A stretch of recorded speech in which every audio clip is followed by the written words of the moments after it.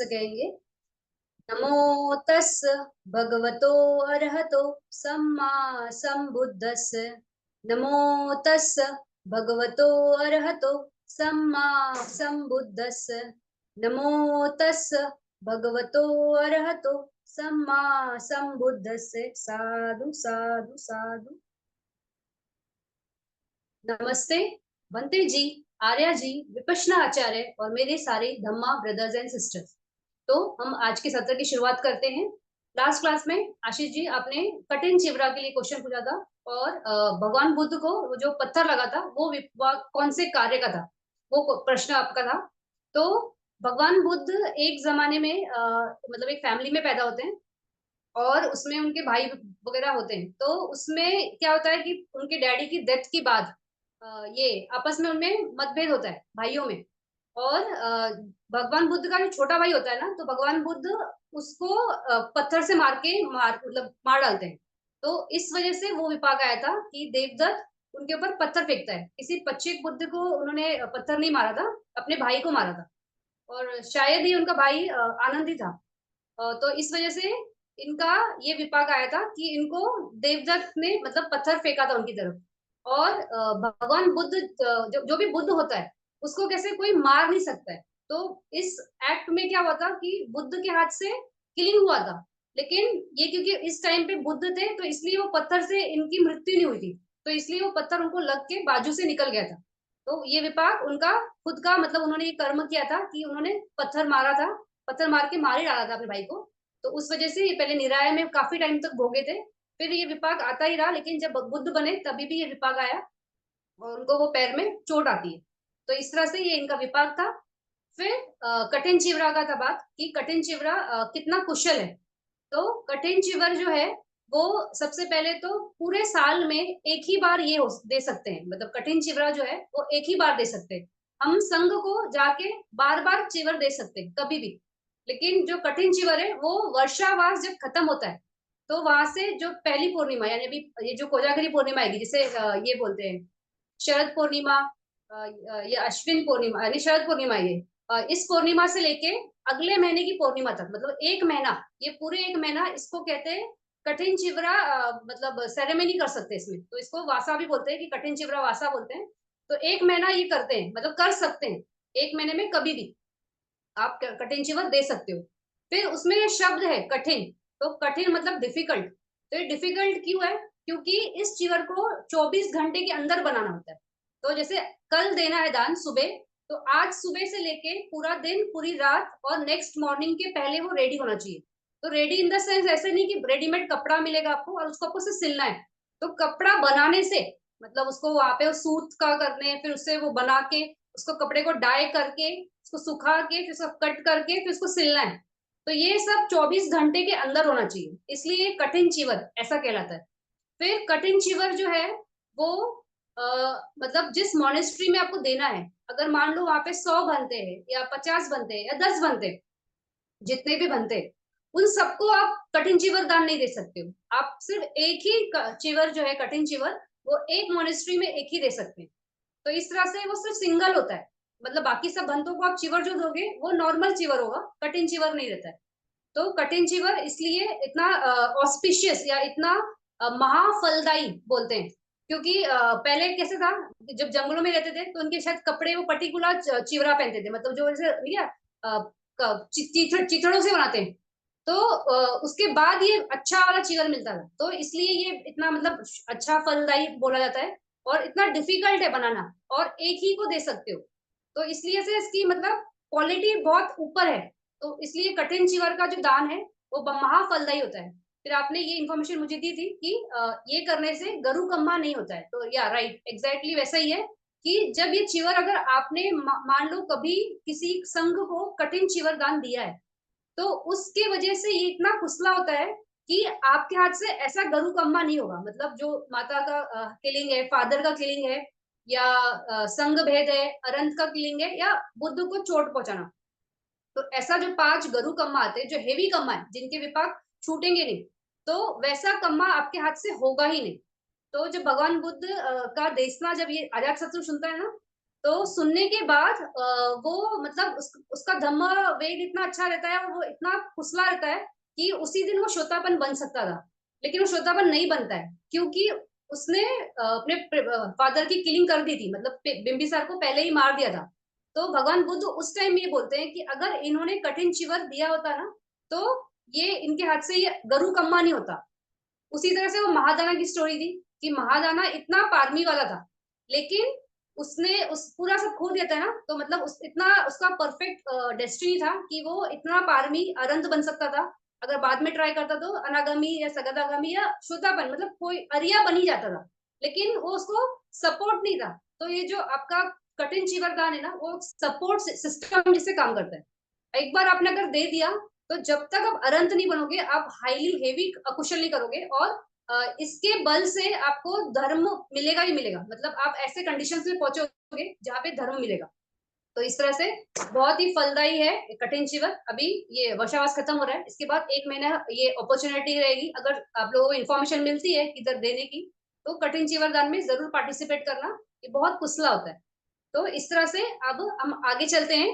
हमने लास्ट सत्र में अशोभन चेतसिक ये देखे थे और हमने कंप्लीट किए। हमने उसमें 14 थे, 14 के 14 ये अकुशला चेतसिक कंप्लीट कर लिए। अभी हम बढ़ रहे हैं आगे शोभन चेतसिक। तो पेज नंबर 85 पे देखो, वहां पे 19 शोभन चेतसिक के नाम दिए।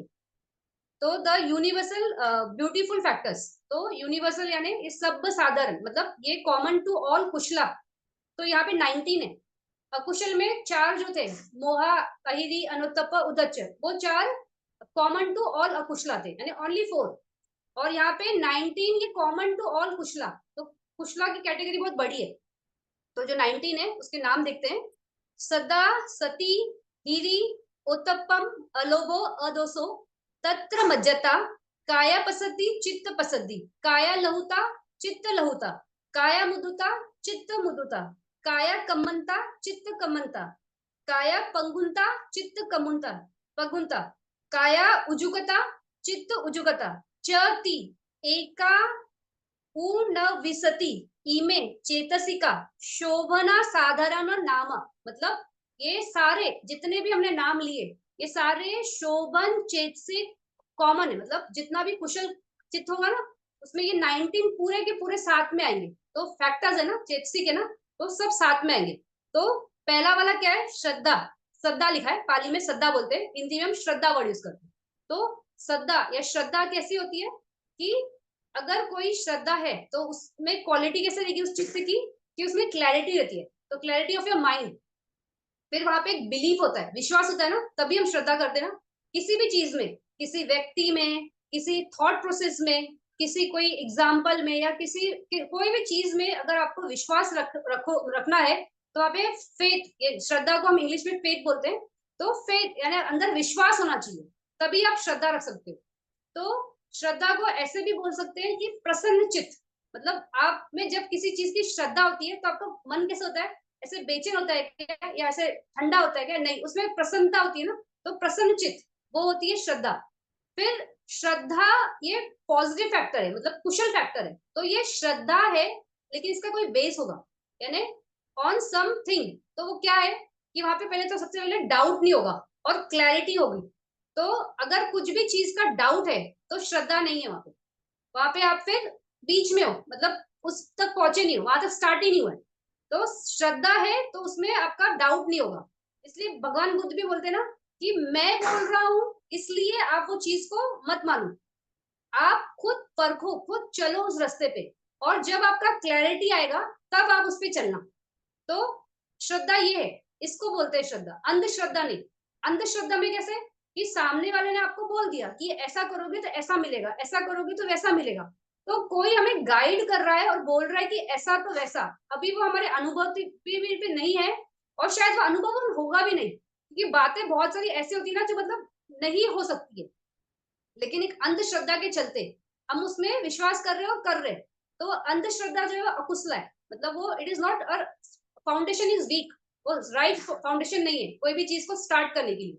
लेकिन श्रद्धा है, तो that is a right foundation to start. तो इसलिए इसको श्रद्धा सबसे फर्स्ट बात कर रहे हैं। कुशल चेतसिक में सबसे फर्स्ट इसकी बात हो रही है कि श्रद्धा क्या है। फिर श्रद्धा कैसे, किस चीज में, 3 रथों में, भगवान बुद्ध, धम्म और संघ, इनमें श्रद्धा। तो इनमें श्रद्धा क्यों, क्योंकि पूरी दुनिया श्रद्धा करती है इसलिए नहीं, भगवान बुद्ध में जो गुण है उसके प्रति श्रद्धा। भगवान बुद्ध में क्या गुण है, क्या उनकी टीचिंग्स है, वो उनके गुण है, वो उनकी क्वालिटीज है। भगवान बुद्ध के अंदर जो धम्म है वो उसके प्रति श्रद्धा। फिर इस जो संघ है, जो आज ये चीजों को संजो के रखा है, जिन्होंने ये मेंटेन किया, मेंटेन करने की बात भी नहीं, संघ कौन होता है, वो व्यक्ति जो इस रास्ते पे चलना चाहता है तो वो संघ में जाता है। तो इस रास्ते पे चल के मुक्त होना है, वही एक अवस्था है ना, वही वही डेस्टिनी है, डेस्टिनेशन है। तो उस पे चलने के लिए जो लोग जाते हैं वो संघ कहलाते हैं। तो इसलिए संघ के प्रति श्रद्धा। फिर संघ भी कैसा है, वो ऐसा ही नहीं है ना कि जस्ट ग्रुप ऑफ पीपल और उनके नाम लिख दिए और वो संघ बोल दिए गए, उनको शीलों में रहना पड़ता है। तो बहुत से विकारों से दूर रहने के लिए अलग अलग अलग चीजों के उनके नियम बनाए गए कि ऐसा नहीं करना है, वैसा नहीं करना है, ये नहीं है, वो नहीं है। तो वो विनय मतलब उनके रूल्स। तो इसलिए भी श्रद्धा मतलब ऐसे लोगों में जो विकार मुक्ति के रास्ते पे चल रहे हैं और विकार रहित रहने की प्रयास भी करते हैं, मतलब रोज जो शील रखते हैं उसमें उनका प्रयास भी चल रहा है ना। तो इस तरह से ट्रिपल जेम्स पे श्रद्धा। फिर श्रद्धा किस पे, शीलों पे, कि हाँ मैं अगर ये शील रखता हूँ, मान लो पंचशील ही हम रखते हैं, वैसे भी ग्रस्तों के लिए पंचशील ही बोले गए, ज्यादा रखोगे तो बेटर। लेकिन मान लो पंचशील कि रोज की जिंदगी में आप 5 शीलों से पे काम करते हो, तो विकार रहित रहने के लिए आप किसी से झूठ नहीं बोलते हो, कोई हत्या नहीं करते हो, प्राणी हत्या नहीं करते हो, व्यभिचार नहीं करते हो, फिर कोई ड्रिंक्स या इंटॉक्सिकेंट्स नहीं लेते हो, और कौन सा एक बच गया, 5 है ना हमारे, मूसावादा, हम झूठ नहीं बोलते। तो इस तरह से ये 5 शील अगर हम रखते हैं तो इससे क्या है, हमारा विकार ही कम होता है। फिर इस पे बिलीव होता है, बिलीव होना चाहिए। ऐसे नहीं है कि कर्म कांड है कि हमने सुबह उठे और 5 शील बोल दिए और पूरे दिन में हम इसके पूरे विपरीत चल रहे हैं, कि कोई भी अपॉर्चुनिटी आ रही है तो पानाती पाता हो जा रहा है, कोई भी अपॉर्चुनिटी आ रही है तो हम झूठ बोल रहे हैं, कोई अपॉर्चुनिटी हो रही है तो हम सुरा मेरा मज्जा जो कर रहे हैं वो हो रहा है। तो ऐसा नहीं, मतलब आपको उस पर चलना भी है। It is not just saying, मतलब मंत्र उच्चारण नहीं है या पठन नहीं है कि हमने सिर्फ बोल दिया और हो गया, उस पर चलना भी है। तो उस अगर हमने ऐसा किया तो वो हमें समझ में आता है ना कि अरे हाँ, मतलब जब हम किसी को मारते हैं या कुछ करते हैं तो वो विकार ही क्रिएट कर रहे हैं, लेकिन हम जब नहीं कर रहे तो विकार क्रिएट नहीं कर रहे। तो इसका शील पे श्रद्धा। फिर जब हम दान देते हैं तो हमको उस कर्म में वो एक ये होना चाहिए कि दान देना एक कुशल कर्म है। और हम जब दान दे रहे हैं तो दान देते वक्त हम किसको दान दे रहे हैं, हम तो पहले सिलेक्ट करते हैं ना, हम संघ को देते हैं। क्यों संघ को देते हैं, कि संघ विकारों से रहित रहने की एक तो विद्या भी चल रहा है, और वो विकारों से रोज विमुख रहने के लिए काफी अपने आप को रूल्स में भी रखता है। तो इस तरह से हमको ये मालूम है कि कॉज एंड इफेक्ट। तो जैसे बात हुई थी कि जितने पुण्य क्षेत्र में आप अपना बीज डालोगे उतना पुण्य क्षेत्र का आपका विपाक आएगा। तो कॉज एंड इफेक्ट, तो हमको उस पर भी बिलीव है कि हाँ ये दान कुशला कम्मा है। और ऐसे ही नहीं है कि हमने किसी को उठा के कोई चीज दे दी, उसमें बड़ी सजगता से दान करने से पहले माइंड की क्लैरिटी, दान करते वक्त माइंड की क्लैरिटी, दान देने के बाद माइंड की क्लैरिटी। तो इस तरह से कर्म विपाक की थ्योरी को समझते हुए दान देना। फिर मेडिटेशन करना। मेडिटेशन तो डायरेक्ट प्रैक्टिकल मार्ग है, क्योंकि आप जब बैठते हो और अपने विकारों को, जैसे ही बैठते हो तो विकार आना शुरू होंगे, विकार ही है ना। कोई भी ऐसे नहीं बोलेगा ना कि मेरे अंदर पूरा अच्छा ये का भंडार है, नहीं, विकार है। भले कितना भी कैसा भी इंसान सोसाइटी में दिखाई देता है, लेकिन मन में तो बहुत विकार है ना, और इस जन्म की थोड़ी है, पीछे के भी बहुत है ना। तो जब हम प्रैक्टिकली देखते हैं कि हम जब उसको अभ्यास कर रहे हैं और उसमें हमारा विकारों से हम विमुख हो रहे हैं, मतलब कम होते जा रहे हैं धीरे धीरे धीरे, तो उससे भी हमारी श्रद्धा बढ़ती है। तो इस तरह से श्रद्धा जो है बेस है। इस श्रद्धा के ऊपर एक बहुत अच्छी स्टोरी है, वखली ब्राह्मण की। तो वो कैसा रहता है, ये ब्राह्मण वो भगवान बुद्ध का ना आता है और देशना सुनने के लिए आता है। तो जब वो भगवान बुद्ध को देखता है फर्स्ट टाइम पे, तो वो भगवान बुद्ध को देखते ही रह जाता है। मतलब सोचता है कोई मनुष्य इतना सुंदर हो सकता है, मतलब वो भगवान की जो रूप संपत्ति होती है ना, उसको देख के एकदम मोहित हो जाता है कि अरे ऐसे मतलब भगवान। फिर वो रोज वहां पे आने लगता है कि मैं देखना सुनूं। देखना सुनना उसका ऑब्जेक्ट नहीं रहता है, एक्चुअली में भगवान बुद्ध को देखना उसका ऑब्जेक्ट होता है। तो वो आता है, फिर देखता है, फिर उसका मन नहीं भरता है, उसको ऐसा रहता है ना घर जाना रहता है बार बार। तो वो सोचता है कि ना मैं संघ में ही आ जाता हूँ, तो संघ में आऊंगा तो मैं भगवान बुद्ध को रोज देख सकता हूँ।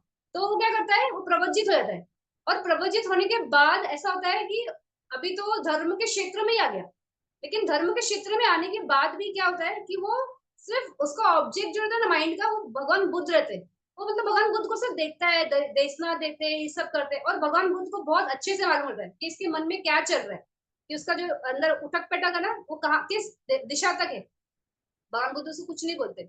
और वो ऐसे ही भगवान बुद्ध के ही मोद में, भगवान बुद्ध की चित्त को मतलब बॉडी को देखकर खुशी में हमेशा रहता है कि भगवान बुद्ध अरे वाह ऐसे ऐसे।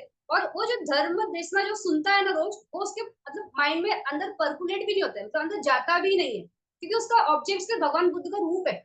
फिर ऐसा होता है कि ना काफी लंबा समय निकल जाता है, मतलब 4-5 साल हो जाते हैं, और उसकी वो अवस्था ना वैसे ही चलती रहती है। फिर भगवान बुद्ध एक दिन उसको बुलाते हैं, बोलते हैं आप क्या देखते हो? तो बोलते हैं भगवान बुद्ध मैं आपको देखता हूँ। बोलते हैं मुझ में क्या देखते हो? तो बोलते हैं भगवान बुद्ध आप में रूप देखता हूँ, आपका रूप कितना सुंदर है और मतलब कैसा है ये काया। तो भगवान बुद्ध बोलते हैं मुझे जब देखते हो तो मेरे अंदर के धर्म को भी देखो, क्योंकि ये धर्म जो है ना वही आपको मुक्त करेगा, मेरा ये रूप आपको मुक्त नहीं कर सकता है। तो इस धर्म को देखो। फिर उसको ये बात समझ में नहीं आती है, उसको लगता है कि क्यों भगवान मुझे ऐसे बोल रहे हैं। फिर भगवान को कुछ नहीं बोलते, तो थोड़ा समझाने का प्रयास करते भगवान, फिर छोड़ देते। फिर ऐसा होता है कि भगवान देखते हैं कि अब ना इसका मानस ना अंदर से पकड़ा है, पकड़ा इन द सेंस फॉर धम्मा। तो भगवान बुद्ध क्या करते हैं, उसको बुलाते हैं फिर से अपने पास। फिर बोलते हैं वकीली एक काम करो, आपको ना इतने साल हो गए और आप मेरे रूप के आगे बढ़े ही नहीं हो, मतलब धम्मा तो आप ग्रहण ही नहीं कर रहे हो, सिर्फ मेरे रूप में अटके हुए। तो आपको अब यहाँ पे रहने की परमिशन नहीं है, आपको यहाँ से निकलना होगा, तो आप जाओ यहाँ से। तो ऐसे बोल के भगवान बुद्ध उसको वहां से बोलते हैं कि जाओ इस मॉनेस्ट्री से जाओ। तो जब वो वहां से भगवान बुद्ध उसको ऐसे बोलते हैं, तो उसको बहुत ऐसे मतलब वो हो जाता है कि बहुत पीड़ा होती है कि अरे भगवान बुद्ध से मैं एक तो अलग होऊंगा, यानी मैं भगवान बुद्ध का रूप नहीं देख सकता हूँ। फिर भगवान बुद्ध मुझे यहाँ से भेज रहे हैं, और मतलब एक तरह से ऐसे ही है ना कि निकाल दिया। तो उसको बहुत बुरा लगता है कि अरे ऐसे क्यों किया भगवान ने, मुझे क्यों निकाल दिया, अब मेरे लाइफ का उद्देश्य क्या है। लेकिन उस टाइम पे भगवान बुद्ध उसको इसलिए निकालते हैं क्योंकि भगवान बुद्ध को मालूम होता है कि अब ये पकने वाला है, मतलब ये धम्मा के क्षेत्र में आगे बढ़ेगा। तो इसलिए जैसे होता है ना कि सूरज की रोशनी तो रोज रहती है, लेकिन जो कमल है वो जब राइट टाइम है तभी वो फूल वहां पे फूलेगा खिलेगा। तो उसी तरह से भगवान बुद्ध तो हमेशा थे, लेकिन इसके अंदर का जो धम्म बीज है जब वो पका तभी वो बाहर मतलब वो धम्मा में एस्टेब्लिश होगा। तो इसलिए ये टाइम आता है, तो भगवान बुद्ध इसको ऐसे बोलते हैं। फिर वो जाता रहता है और वो एकदम ऐसे मायूस हो जाता है और सोचता है कि मैं क्या करूं। फिर वो सोचता है कि ना ये जिंदगी का क्या फायदा, मतलब मर जाना यही ठीक है, इसके अलावा कोई ऑप्शन ही नहीं मेरे पास, क्योंकि ना मैं भगवान बुद्ध को देख सकता हूँ, ना भगवान बुद्ध मुझे अपने पास रखना चाहते हैं, तो मैं मर जाऊंगा। तो वो वहां पे पहाड़ी पे से खड़ा होता है और ये सोचते रहता है कि ये मैं यहाँ से जंप मारता हूँ। तो वैसे ही ना वहां से भगवान बुद्ध का आवाज आता है, वकली समझ रहे हो? तो फिर वो देखता है आजू बाजू कि कहाँ से आवाज आ रही है। तो बोलते हैं यही तो, मतलब उसने फील किया ना, एक्सपीरियंस किया कि क्या दुख है। तो बोलते हैं यही दुख है। फिर बोलते हैं ये भी बदल जाएगा, पहले कैसा था, बहुत सुख में था, मन मोद में था कि भगवान बुद्ध को देख रहा हूँ, रोज देख रहा हूँ। तो अब वो इमीडिएटली बदला ना, आपका स्वरूप बदला ना मन का। तो ये अनित्य है। फिर जो ये दुख भोग रहा है वो तुम नहीं हो, अनात्मा, मतलब it is not your self जो ये भोग रहा है। ऐसे बोलते हैं, और वैसे ही हवे में ना भगवान बुद्ध का ऐसा हाथ आता है कि कम, तब आओ मेरे पास।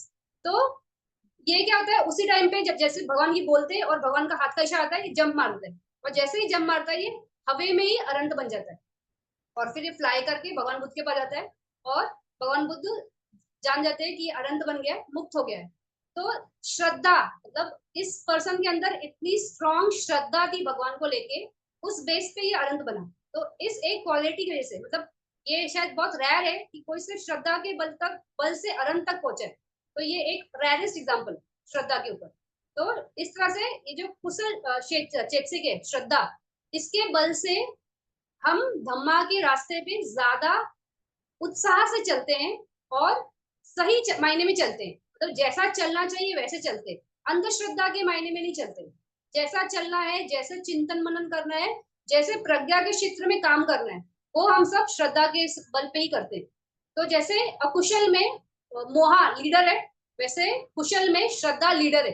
इसके बेस पे ही सब होगा, जिसमें ये चेतसिक नहीं है, श्रद्धा की चेतसिक नहीं है, वो धर्म के मार्ग पे नहीं चल सकता है। Because with doubt you can not, doubt जो है वो अकुशल है। और अगर आप मन में ये बोलो कि मैं डाउट रख रहा हूँ लेकिन मैं भगवान बुद्ध और धम्म संघ के मार्ग पे चलूंगा और मैं चल के इसमें ये लास्ट अवस्था तक पहुंच सकता हूँ, तो ये बहुत ही रॉन्ग व्यू है, ये मिथ्या दृष्टि है। कभी भी विद डाउट आप नहीं जा सकते हो। तो श्रद्धा में it has to be faith, but faith on your experience, मतलब अंधश्रद्धा नहीं। इसमें रीजनिंग, अगर आपको कोई क्वेश्चन है तो आप पूछने की आपको पूरी छूट है कि ऐसा क्यों है, और उसका समाधान होने के बाद ही आपको उस पर फिर एस्टेब्लिश होना है और चलना है। लेकिन ये एस्टेब्लिश होना ही है, तभी आप आगे बढ़ सकते हैं। तो ऐसे फर्स्ट चेतसिक है श्रद्धा। फिर सेकंड चेतसिक है सती। तो सती को क्या बोलते हैं? अवेयरनेस, यानी माइंडफुलनेस। तो कोई भी चीज को बड़े इससे, मतलब सजगता से, अवेयरनेस से देखना, दैट इज सती। फिर सती में कैसा होता है कि मन भटकता नहीं है। ये यहाँ बोलते हैं ना विचरण करना, मन का स्वभाव कैसा है? बहुत चंचल है ना, बोलते हैं ना मंकी माइंड।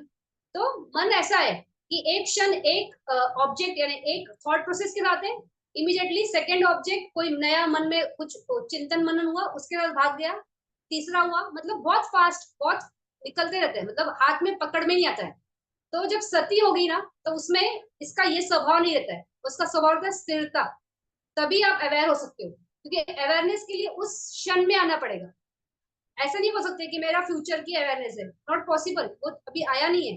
वैसे पास्ट की अवेयरनेस बोल सकते हो, नहीं बोल सकते हो, क्योंकि वो चला गया है। Awareness in the moment. लेकिन जब हाँ, आप अवेयरनेस से सब काम करते हो, तो जो आपकी मेमोरी क्रिएट होगी, दैट इज योर सती, उसको सती बोलते हैं। क्योंकि विद अवेयरनेस हुआ। जैसे आज अगर मुझे कुछ 10 साल पहले की चीज याद करनी है और उस वक्त मैंने बड़े सजगता से उस चीज को किया था, तो मुझे आज वैसे की वैसे याद रहेगी, तो इट इज अ मेमोरी। तो सती मेमोरी भी है। तो इस तरह से awareness at the highest level, मतलब सही मायने में सती, यानी देखना या उसमें रहना, दैट इज सती। फिर भगवान बुद्ध कैसे बोलते हैं कि अगर आपको कोई भी कुशल कर्मा करना है, मतलब कुशल कर्मा करने से आप पीछे नहीं हटो, उसमें कुशल कर्मा करो।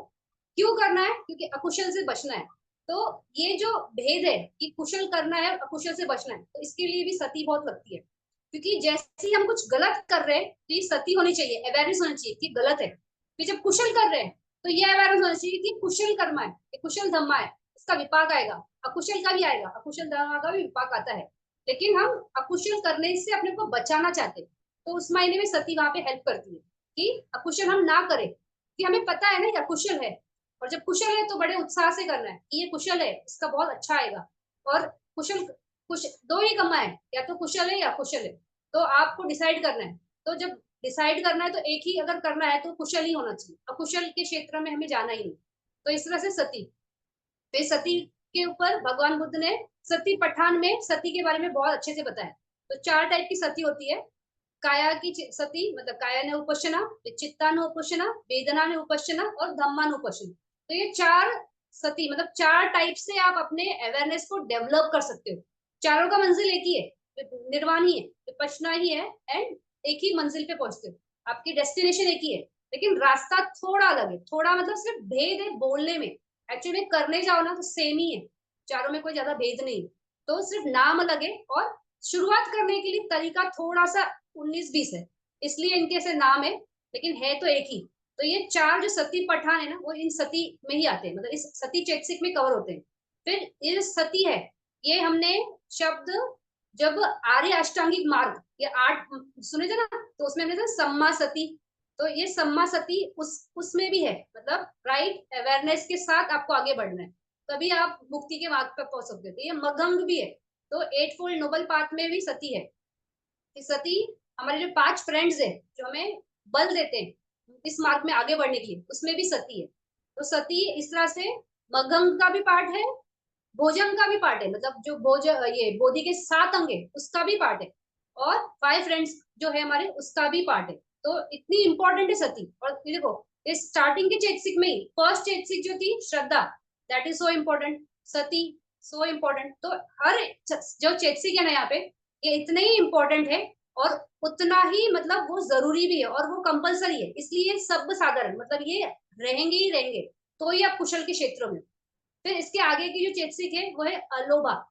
तो अलोबा यानी क्या, जिसमें लोभ नहीं। तो लोभ के बारे में हमने तो बहुत टाइम स्पेंड किया समझने के लिए कि लोभ क्या है। उसका जो भी उल्टा है दैट इज अलोबा। तो लोभ में क्या है, ग्रीड है, आसक्ति है, चाहिए। अलोबा में कंप्लीटली उल्टा है, नहीं चाहिए, मतलब उससे डिटैचमेंट और उससे विरक्ति, दैट इज अलोबा। तो अलोबा कैसा है, वो चीजों से विरक्त होना सिखाता है। लोबा जो है वो अटैच होना सिखाता है। फिर हमने महाकुशल जब चित्त सुना था, उसमें हमने देखा था ना रूट। तो अलोबा एक रूट है, यानी ये एक जड़ है जिससे कुशल चित्त उत्पन्न होता है। तो जब कुशल चित्त उत्पन्न होता है तो अलोभा से ही होगा। और अलोभा या अदोसई, दो दो कंपल्सरी होते हैं। तो अलोभा ये एक चेतसिक है। इसके पहले हीरी रह गया। Sorry, मैं अलोभा पे डायरेक्ट आ गई। तो हीरी चेतसिक की बात करते हैं। हीरी जो है वो यानी ये क्या बोलते हैं, लज्जा होना। कोई भी गलत काम करते हो उसमें आपको शर्म आनी चाहिए कि मैं ये चीज ना करूं, तो उसको बोलते हैं हीरी। तो अहीरी क्या था, उसका उल्टा था कि कोई भी गलत काम में शर्म नहीं रहती, मतलब एक शेमलेस। तो वो होता है अहिरी। और उसका उल्टा है हीरी, यानी कोई भी गलत काम करोगे तो उसमें आपको लज्जा आती है, मतलब शर्म आती है। तो ये अकुशल करते वक्त मतलब होना ही चाहिए कि मेरे हाथ से ये ना हो। ताकि मतलब बहुत बार हीरी कैसा होता है ना, वो आप अपनी खुद की रिस्पेक्ट करते हो, इसलिए नहीं करते हो कि 10 लोग क्या कहेंगे कि भाई फलाना फलाना ये व्यक्ति ऐसा, सोसाइटी में इसका मान सम्मान है, या ऐसी इसकी पोस्ट है, या ऐसे इसके एजुकेशन है, या ऐसे फैमिली बैकग्राउंड के है, तो वो ऐसे करते हुए ऐसा नहीं करे, तो मतलब हम हमारे बारे में कोई गलत ना बोले। तो उस मायने में हीरी कि मतलब मैं ये गलत ना करूं, शर्म महसूस करे कुछ गलत करने में, तो वो हीरी।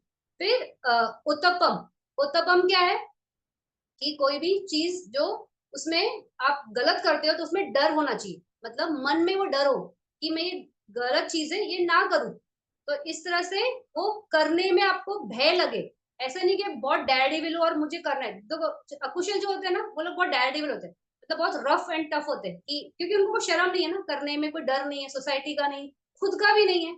तो उस तरह से उत्तप्पा ये होता है, क्या बोलते हैं, फियर नहीं होता है।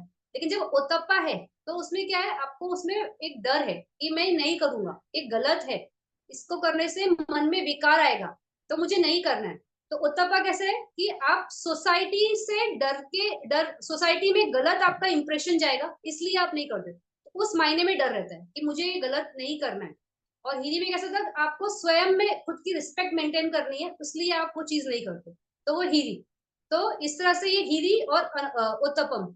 तो ये जो हीरी और उत्तपम जो ये शब्द है, ये एक्चुअली में बहुत इंपॉर्टेंट है।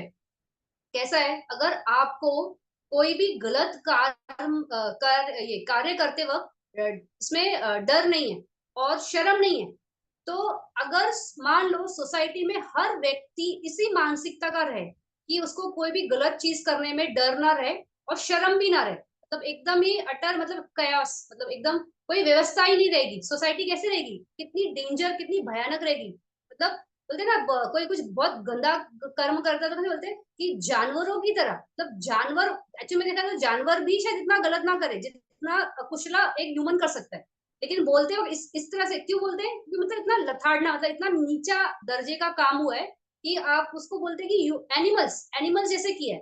तो सोसाइटी की जो व्यवस्था है वो ना बिगड़े, इसके लिए ये दो चेतसिक बहुत कंपलसरी है, मतलब होने ही चाहिए सोसाइटी में। इसलिए इनको ना लोकपाल धम्मा बोला है। मतलब ये जो लोक है ना, ये सोसाइटी है, ये आपकी छोटी सी टाउन हो सकती है, कंट्री हो सकती है, पूरा ग्लोब हो सकता है। मतलब ये पूरा जो लोक है उसको जो पालन करता है, ये दो चेतसिक है। इनकी वजह से ही यहाँ पे एक व्यवस्था है, एक क्या बोलते हैं, शुद्धता है जीने में।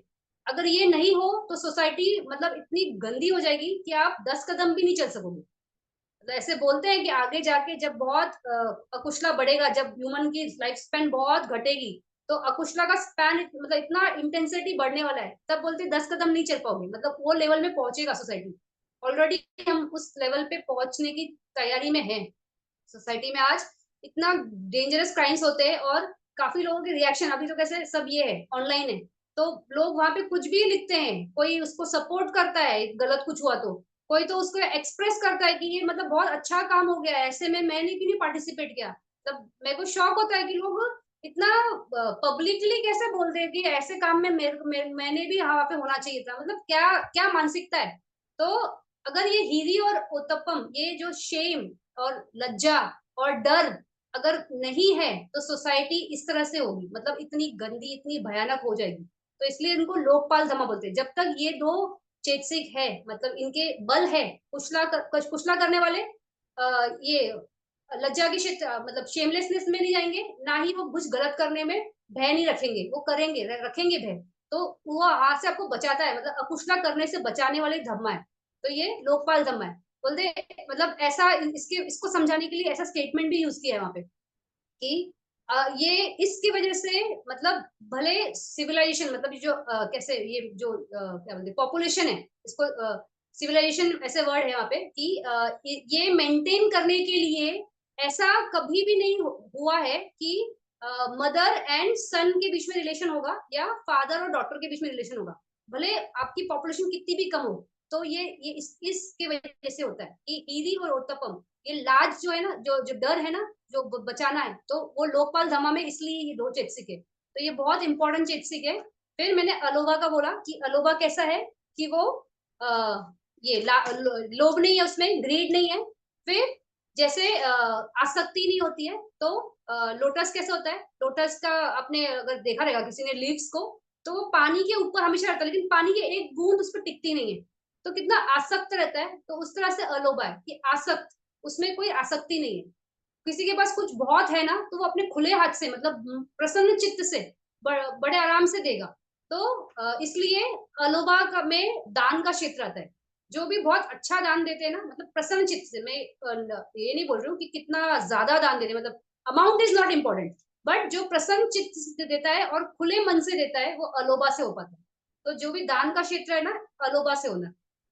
फिर अदोष, अदोष क्या है, कंप्लीटली ऑपोजिट ऑफ दोष। तो दोषा में कैसा है कि वो ये है, रफ है, क्रूएल है, मतलब टफ है, मतलब चीजों को बिगाड़ता है, बर्बाद करता है। लेकिन अदोषा उसका टोटली उल्टा है, बहुत ही सटल है, बहुत ही स्मूथ है, और उसमें कोई द्वेष नहीं है, कोई भी चीज को लेके ये नहीं। तो इसलिए इसके लिए मैत्री वर्ड यूज किया है कि अदोष को मैत्री बोला गया, कि सामने वाले के लिए कोई दोष नहीं, उसको डिस्ट्रक्शन नहीं है, उसके बारे में अच्छा, मतलब इसका भी भला हो जाए। तो लास्ट डे पे होता है ना, मैत्री का वितरण होता है, तो सबके लिए किया जाता है। तो क्यों किया जाए कि सबका भला हो, हमारा तो भला हुआ, हम यहाँ पे सेंटर में आए तो टाइम दिया बैठे वगैरह, लेकिन बाकी जो नहीं आ पाए उनका भी भला हो। तो जो मैत्री शब्द है ना, वो ये है अदोषा। और अदोषा कैसे है, बहुत ही फ्रेंडली, बहुत ही स्मूथ। फिर ये भी कैसा एक रूट है ना, जब हमारा कुशल चित्त है, तो उसमें क्या था, अलोभ अदोष। तो अदोष भी एक रूट है जिससे चित्त उत्पन्न होता है। तो इस तरह से अदोष। फिर ये कैसा है, अच्छा ये है ना, रूट है ना, इट्स अ गुड रूट। वैसे ही अलोभा भी वॉज अ गुड रूट। अभी अलोभ और अदोष को समझाने के लिए ना एक भगवान बुद्ध की बोधिसत्व की स्टोरी है। इसमें कैसा है कि भगवान बुद्ध ब्रह्मदत्त के मतलब बेटे करके पैदा होते हैं। और भगवान बुद्ध के जितने भी ये स्टोरीज है ना, बोधिसत्व की स्टोरीज है, उसमें देखो कभी भी अगर राजा का नाम आएगा ना, तो ब्रह्मदत्त ही है। अभी बहुत से लोगों को मतलब बंदों को भी क्वेश्चन है कि ब्रह्मदत्त ही नाम क्यों है, लेकिन पता नहीं। और वाराणसी ही सिटी, लेकिन वाराणसी सिटी इसलिए हो सकती है क्योंकि it is the oldest civilization city, मतलब जब से मानवता की उत्पत्ति हुई है ना, बोलते हैं वहां पे लोग रहे ही है, मतलब वहां पे बसे हुए ही है, इसलिए शायद वाराणसी का नाम हमेशा आता है। और ब्रह्मदत्त ये कॉमन नेम है। तो बहुत से स्टोरीज में आप बोलोगे ना, ये वो ब्रह्मदत्त है, ये ब्रह्मदत्त है। तो उसमें पढ़ने वाला कोई बात नहीं है, मतलब वो उसमें कंटेम्पलेशन या कुछ क्वेश्चन वाली बात नहीं है, ब्रह्मदत्त ही नाम कॉमन रहता है।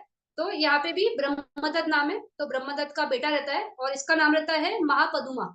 तो जो बोधिसत्व होते हैं, मतलब भगवान बुद्ध उस टाइम बोधिसत्व थे, तो उनका नाम होता है महापदुमा। तो कैसा होता है कि इनकी मदर का डेथ हो जाता है, और जो राजा होता है वो एक यंग लड़की से शादी करता है, और फिर वहां पे वो लोग रहते रहते हैं। फिर कुछ दिन बाद ऐसा होता है कि दूसरे राज्य की चढ़ाई होती है, मतलब इनके ऊपर आक्रमण होता है। तो जो राजा होता है ना, वो चला जाता है वहां पे वॉर के लिए, और वो अपने बेटे को, ये यंग रहता है, तो इसको बोलते हैं कि तुम यहाँ पे पैलेस में रुको और मैनेज करो पीछे पूरा। तो वो ऐसे ही करता है, पूरा मैनेज करता है अच्छे से, सब उसका वो करता है। फिर उसको न्यूज आती है कि उसका फादर जीत गए और अभी वो वापस आ रहा है। तो ये सिर्फ न्यूज देने के लिए ना वो अपनी मदर के चैम्बर में जाता है, वो इतना अपने मदर से इंटरेक्ट नहीं करता है। तो फिर वो जब जाता है वहां पे न्यूज देने के लिए, तो ये जो यंग लड़की रहती है वो देखती है, पहली बार शायद देखती है इनको, पदुमा को। तो वो जब देखती है तो देखती है इतना सुंदर रूप का आया है इस बच्चे का, और बहुत ही मतलब बहुत ही हैंडसम रहते हैं, बोधिसत्व है ना, तो मतलब उनका पारमी है तो बहुत हैंडसम होंगी। तो फिर वो देखती है कि इतना है, तो वो उनको ना फिर रिझाने की कोशिश करने लगती है, और वो ट्राई करती है तो ये उनको इग्नोर करता है। फिर ऐसे वो करती है तो 3 बार ट्राई करती है तो वो इग्नोर करता है, और वो इग्नोर करता है, और फिर वो वहां से निकल जाता है। वो एक्चुअली में वहां पे न्यूज देने आता है कि मेरे फादर आ रहे हैं वापस से, बट ये ऐसा करती है। फिर जब वो ऐसा करती है वहां पे, तो ये बहुत भड़क जाती है, और जब राजा आता है ना तो राजा के ना कान भरती है कि इस बच्चे ने ना मैं मुझसे व्यभिचार करने की कोशिश की, और ऐसा पला बड़ा झूठ बोलती है। जो उसके मन में रहता है वो उसके नाम मतलब उनके नाम से बता देती है। तो फिर राजा क्या करता है कि सीधा डिसीजन लेता है, बहुत पहले तो गुस्से में आता है, और डिसीजन लेता है कि इसको पदुमा को यहाँ से निकाल दो, और सिर्फ निकालो ही नहीं, उनको माउंटेन पे से फेंक दो ताकि वो मर जाए, नहीं चाहिए ऐसा बच्चा, ऐसा वो बोलते हैं। तो क्या होता है इस स्टोरी में, कैसा है कि जब वो व्यभिचार करने का सोच रही है वो लेडी, जो उनकी मदर है, न्यू मदर है, तो उस टाइम पे उनके माइंड में पूरा लोभ है, पूरा ये कामचंद है, पूरा लस्ट है। लेकिन इधर ये पदुमा के माइंड में कुछ भी नहीं है, तो वो अलोभा के क्षेत्र में, नॉट अटैच, आसक्ति ही नहीं है उस चीज को लेके। फिर जब वो कान भरती है उसके फादर का, तो वो कैसा होता है, बड़ा गुस्से में होता है, और बड़ा ये दोष में आता है। और ये कैसा होता है, इसका रिएक्शन कैसे होता है, ये अपनी बाजू रख सकता था, बोल सकता था कि मैंने तो ऐसे कुछ किया नहीं, लेकिन ये कुछ नहीं बोलता है ना, एकदम मैत्री से रहता है कि चलो दोषारोपण हो रहा है, कोई बात नहीं। वो सुनता है और वो पनिशमेंट भी एक्सेप्ट करता है। फिर क्या होता है, ये जब उसको लेके जाते हैं और वहां से माउंटेन्स पे से फेंक देते हैं, तो देवास उसको बचा लेते हैं, और उनको बड़े ऐसे मतलब बहुत स्मूथली वो लैंड करते हैं नीचे, वो मरते नहीं। और उनको वो नागलोक चले जाते हैं, नागास उनको लेके जाते हैं अपने साथ। फिर 1 साल वो नागलोक में रहते हैं, फिर उसके बाद वो वहां से निकल के अपना जंगलों में जाके मेडिटेशन शुरू कर देते हैं। फिर कुछ लोग ना देखते हैं कि अरे ये तो हमारा युवराज है, पदुमा है, और वो जाके उसके फादर को बताते हैं कि ऐसा हुआ है कि आपका बेटा ना वहां पे है, वो मरा नहीं है। फिर ये आता है राजा उसके पास और उसको माफी मांगता है कि भाई चल पैलेस चल, जो भूल जा बातें वगैरह। तो बोलता है नहीं, मैं अपना लाइफ मेडिटेशन के लिए ही दूंगा, मैं यहाँ से नहीं जाऊंगा। फिर वो जब वहां से लौटता है ना, तब राजा को रियलिटी मालूम पड़ती है कि ऐसा कुछ भी नहीं हुआ था, जैसा दोष मेरे बेटे पे लगाया गया था, उल्टा ये रानी ही रॉन्ग थी। फिर वो रानी को मरवा डालता है। तो जो राजा था उस टाइम पे वो देवदत्त थे, और ये जो रानी थी ना, वो चिंचा जो है ना, स्टोरी है ना कि वो दोषारोपण करती है कि भगवान बुद्ध ने ऐसे व्यभिचार किया मेरे साथ। तो उस पहले भी वो दोषारोपण करती है, और अभी भी वो दोषारोपण करती है। जब भगवान बुद्ध बनते तो ये चिंचा थी, और भगवान बुद्ध वो बोधिसत्व थे। तो इसमें अलोभ अदोष, ये चेतसिक बताने के लिए ये बात बताई, ये बोधिसत्व की, कि किस तरह से अलोभ होता है जो आसक्ति नहीं करता है, और अदोष कैसा होता है जो मैत्री होता है। तो वो अदोष। फिर तत्र मज्जता, आगे की चिट से ये इसका ये क्या बोलते हैं, उसका उच्चारण में ध्यान दो। तत्र मज्जता मतलब, तत्र मतलब कैसा, एक बैलेंस, उसको बोलते हैं तत्र मज्जता। तो अभी हमने जब ये बात किया था उपेक्षा, तो उपेक्षा कैसी वेदना है, इनडिफरेंट मतलब न्यूट्रल, ऐसा हम बोलते हैं। लेकिन वो जो न्यूट्रल की बात कर रहे हैं ना, एक्चुअली में न्यूट्रल नहीं, it is an indifferent feeling, मतलब उसमें कोई फीलिंग नहीं है, वो उसके लिए उपेक्षा बोला गया। फिर जब मैंने बोला था उपेक्षा के बारे में, तो मैंने बोला था अकुशल की जो उपेक्षा है ना, वो डिफरेंट है फ्रॉम कुशल की। ये तो ये जो तत्र मज्जता है, एक्चुअली इसका मीनिंग में जाओगे तो उपेक्षा वर्ड ही आता है कि ये उपेक्षा है। लेकिन वहां पे क्या है, इट इज अ वेदना। उपेक्षा जो है ना वो वेदना है, और यहाँ पे ना क्वालिटी ऑफ माइंड है। तो क्वालिटी ऑफ माइंड कैसी है, बैलेंस्ड, उसको तत्र मज्जता बोलते हैं। और ये कुशल चेतसिक है, तो कुशल जो चित्त है ना उनके साथ आती है जो उपेक्षा, या ये प्रैक्टिस में आपको समझ में आएगी कि बैलेंस ऑफ माइंड। फिर गुरु जी हमेशा वर्ड यूज करते हैं समता। तो समता क्यों बोलते हैं, बैलेंस ऑफ माइंड। वहां पे वो वेदना की बात नहीं कर रहे कि आप रिएक्ट मत करो, पैर टूट रहे वगैरह, वो बोलना एक्चुअली में उनका नहीं है वो हेतु। लेकिन वहां पे वो हमको स्टार्टिंग में यही समझ में आता है कि हम रिएक्ट नहीं करें, दैट इज समता। But being a balanced state of mind, that is तत्र मज्जता। तो ये क्वालिटी ऑफ माइंड है, इट इज नॉट वेदना, फीलिंग नहीं है। ये याद रखना, ये बहुत लोगों को ना थोड़ा सा वो हो जाता है कि उपेक्षा यानी सीधा वो की मेंटल फीलिंग और वेदना। वेदना वाली फीलिंग नहीं है, उपेक्षा is a quality of your mind. फिर इसमें कैसा होता है, एकदम बैलेंस्ड है, और कोई चीज में ऐसे मतलब बहना नहीं है, मतलब ये फ्लोटिंग नहीं है, एकदम एक बैलेंस, एक ये क्या बोलते हैं, क्वालिटी ऐसी है कि आपको मन की क्वालिटी। और ये इसको डिफाइन करने के लिए ना एक्चुअली में ऐसे बताया है कि करुणा और मुदिता के बीच में, अभी करुणा और मुदिता ये थोड़ा आगे आने वाले, तो उस पर मैं बात नहीं कर रही हूँ, तो ये उन दोनों के बीच में, तो आपको समझेगा जब मैं करुणा और मुदिता बताऊंगी कि ये बीच में कैसे है। तो ये उन दोनों के बीच में होता है, मतलब feeling that state of mind, that is तत्र मज्जत। फिर इसके आगे जो है वो है, अभी देखना यहाँ पे 6 कैटेगरी एक साथ है, मैं रीड करती हूँ, आप देखो फिर मैं बताती हूँ। ये क्या बोलते हैं, तत्र मज्जता के बाद काया पसद्दी चित्त पसद्दी, काया लहुता चित्त लहुता, काया मुदुता चित्त मुदुता, काया कमंता चित्त कमंता, काया पगुंता चित्त पगुंता, काया उजुकता चित्त उजुकता। अभी यहाँ पे ये जो 6 है ना, ये एक्चुअली में ना, ये ऐसे यहाँ पे दिखाते वक्त तो उन्होंने नंबर डाल दिया है कि 8 काया पसदी, 9 चित्त पसदी, मतलब अलग अलग अलग बोला है, लेकिन इसको ऐसे अलग अलग नहीं लेना है। जब आप ये पढ़ोगे या जो समझोगे ना, तो इसको कंबाइन में समझना, पैर्स में समझना है। तो जो पसद्दी पसद्दी है, तो वो वाले दोनों एक साथ, यानी काया पसद्दी चित्त पसद्दी एक साथ समझना है।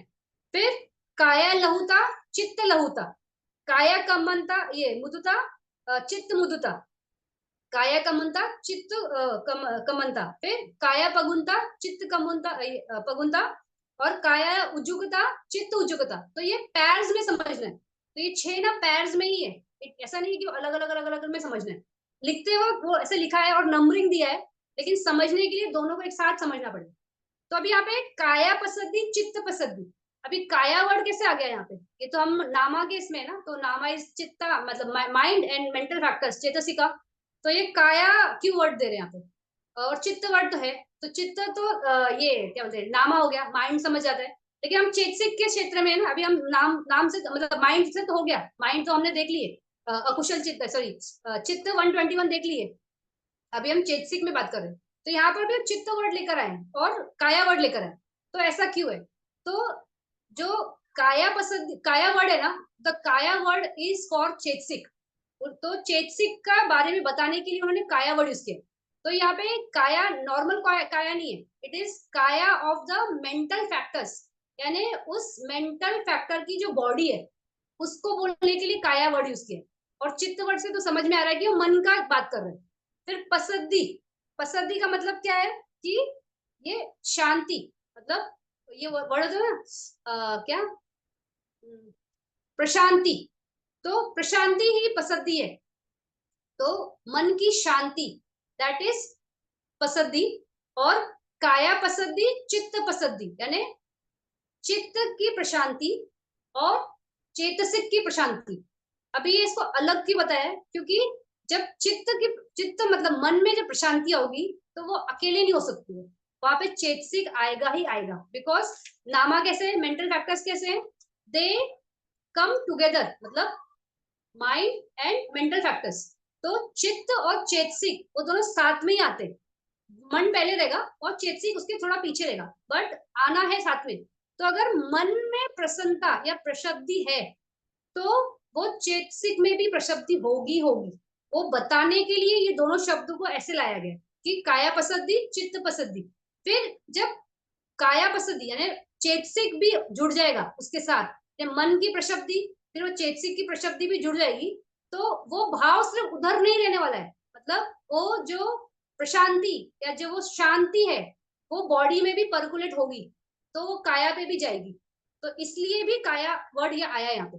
तो चित्त चेतसिक प्लस बॉडी, बॉडी पे उसका वो जाएगा, वो बॉडी पे कैसे जाएगा, एक्चुअली में उसके लिए ना वो है चित्तज रूप, मतलब जो रूप है ना, जब रूप के चैप्टर में जाएंगे तो वहां पे जो रूप चित्त की वजह से उत्पन्न होते हैं उसमें चित्तज रूप ऐसा वर्ड आता है, तो उस मायने में ये बॉडी पे आएगा। तो इसलिए काया पसद्दी चित्त पसद्दी, और ये उसका बॉडी पे भी समझ में आएगा, तो इसलिए काया पसद्दी ये वर्ड आया है। तो है चेतसिक मेंटल फैक्टर ही है, लेकिन इसको बताया इस तरह से गया, तो इसमें कंफ्यूज नहीं होना कि काया वर्ड आया तो कौन सी बॉडी, बॉडी कोई और नहीं है, मेंटल बॉडी, मेंटल बॉडी में भी मेंटल फैक्टर्स की बॉडी, चित्ता की मतलब चित्ता की बॉडी आ गई, चित्ता पसद्दी में उसका बॉडी है, और जो मेंटल फैक्टर्स है उसकी बॉडी में काया पसंदी आएगा। फिर ये कैसे है, ये हमेशा पैर्स में होता है। और ये कैसा है ना, ये पसंदी यानी प्रशांति, जब आपको कोई चीज में ये है, क्या बोलते हैं, मन एकदम शांत है, तो कैसे होगा वहां पे ये क्या बोलते हैं, कुछ वरी जो है, जो मन का एक बोलते हैं ना ग्लानी, वो नहीं होता है। तो वहां पे ये नहीं है, जब आपको मन में ग्लानी नहीं है और बहुत बैलेंस्ड है, अंदर एक शांति है, तो वो पसद्दी करके आएगा। तो काया पसद्दी, चित्त पसद्दी, ऐसे ये दो चेतसिक है। फिर इसके बाद जो वाला जो है काया लहुता, चित्त लहुता।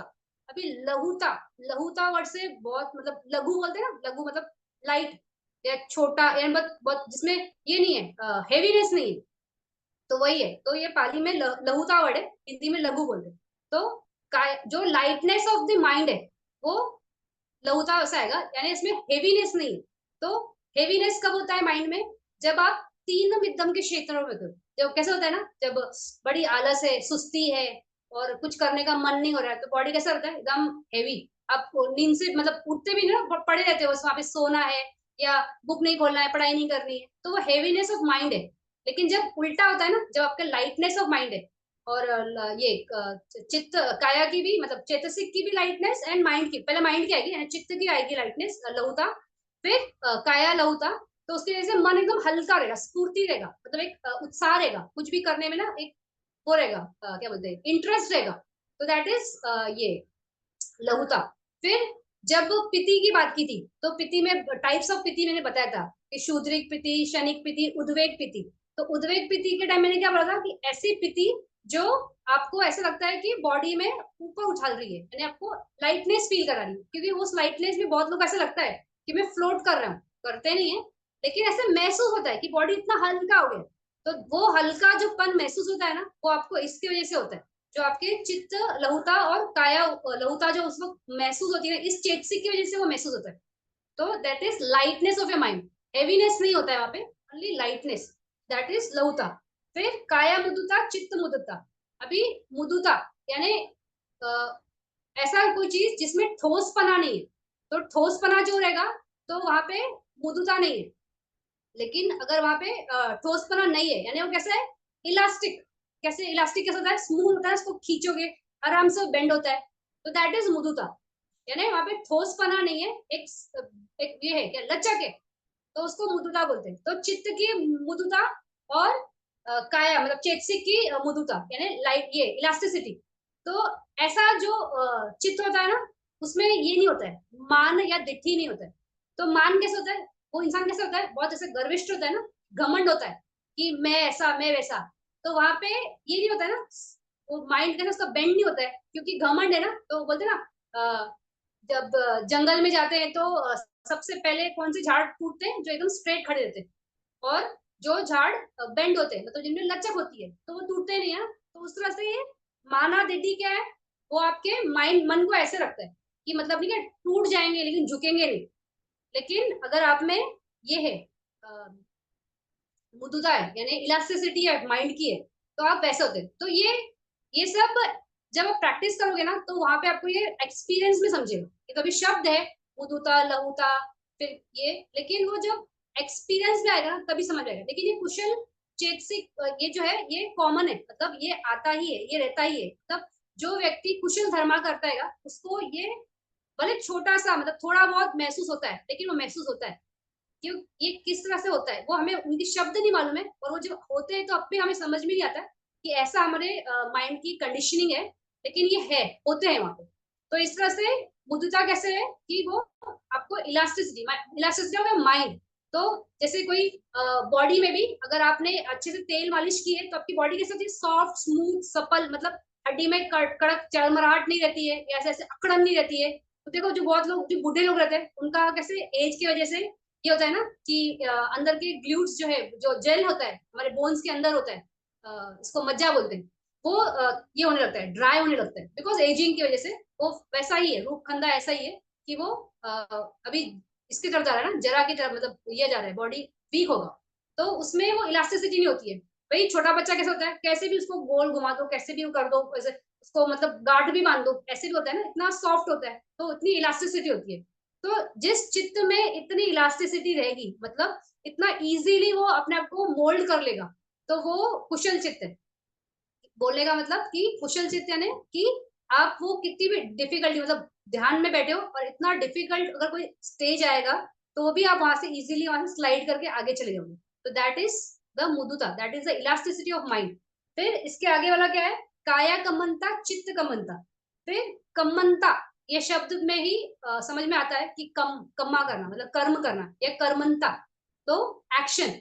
तो ये उस तरह से है कि कोई आप जब भी ये करते ना, कम्मा करोगे, तो उसमें ये रहता ही है चित्त से कि चित्त कमनता, काया कमनता, मतलब वहां पे एक तरह से बोल सकते हो कि चेतना, चेतना नहीं बोलेंगे क्योंकि चेतना सब साधारण चेतसिक है, लेकिन वो सबके साथ होगा ही, लेकिन कुशल कर्म करने के टाइम ये कमनता रहती है, ये वाली कि चित्त कमनता और काया कमनता। तो कुशल कुछ करना है तो ये, और जिसके अंदर ये नहीं रहेगी ना, वो कुशल कर्म कर ही नहीं सकता।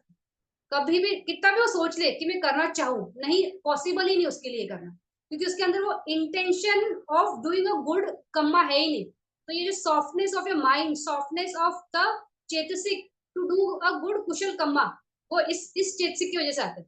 तो कम्मनता की वजह से आता है। और जिसमें वीक है तो वो तो कर ही नहीं सकता है। और जैसे इसको बताने के लिए कैसे बताया कि अगर आप कोई चीज को ऐसे भूसे की ढेर पे फेंक दो, या तो भूसा का ढेर है, उसमें अगर बहुत तेज हवा चलती है तो वो कैसे होता है, तिनके तिनके बिखर के उड़ जाएंगे ना। लेकिन वही कोई अगर बहुत स्ट्रांग पोल है, वो जमीन में गड़ा हुआ है, और कितनी भी हवा चले, भले विपरीत दिशा से हवा चले या कैसी भी चले, तो भी वो उखड़ेगा नहीं, तो कैसे एस्टेब्लिश रहता है। उसी तरह से कुशल धर्म में अगर आपको एस्टेब्लिश होना है, तो ये आपके चित्त की क्वालिटी होनी चाहिए कि आप में वो गुड करने का मतलब ये इंटेंशन हो, गुड कमता करने का इंटेंशन हो। तो चित्त कमनता, काया कमनता, ये दो शब्द से इसको बताया गया। फिर जो जो लोग भी काम छंद या निवरणों के क्षेत्र में थे, तो ये निवरण और काम छंद क्या है, ये सब अकुशल है ना, ये हमें कुशल नहीं करने देते। तो वहां से निकलना है या वो ना आए, तो ये क्षेत्र में रहना है। तो कौन से? चित्त कमनता, काया कमनता। तो ये दो से हम निवरणों से हटते हैं, मतलब द हिंड्रेंस। ये हिंड्रेंस के बारे में हमने बहुत बात की थी ना रूपावचरा में, कि जो हिंड्रेंस है तो वो कैसे होते हैं, वीक करते हैं ना, अकुशल है। तो जब रूपावचरा चित्त डेवलप होता है, दैट इज कुशला, तो उस टाइम पे ये पीछे हट जाते हैं। उसी तरह से रियल लाइफ में भी आपको जब निवरणों से हटना है, तो आपके अंदर ऐसी क्वालिटी होनी चाहिए कि कुशल कर्म में करूं, और उसके टाइम पे ये क्वालिटी ऑफ माइंड आपकी ये ये होनी चाहिए। तो चित्त कमनता, काया कमनता। फिर काया पगुनता, चित्त पगुनता, इसको ऐसे बोल सकते हैं कि it is a skill of your mind या प्रोफिशिएंसी ऑफ योर माइंड। तो इसलिए पगुनता ऐसा शब्द है, मतलब बोलते हैं ना निपुण होना, या ऐसे एक गुण होना, गुणवत्ता होना। तो वो हम समझ सकते हैं कि जिसमें स्किल है, या जिसमें प्रोफिशिएंसी है, या एक गुण है कुछ अच्छा करने का, वो ही कुशल कर्म कर सकता है। क्योंकि अकुशल कैसा है, रैश है, वहां पे डिसीजंस कैसे हो सकते हैं, एकदम ऐसे on the spur of the moment होते हैं, और अकुशल हो जाता है, व्यक्ति को मालूम भी नहीं पड़ता है। तो वहां पे प्रोफेशनसीज नहीं होती है।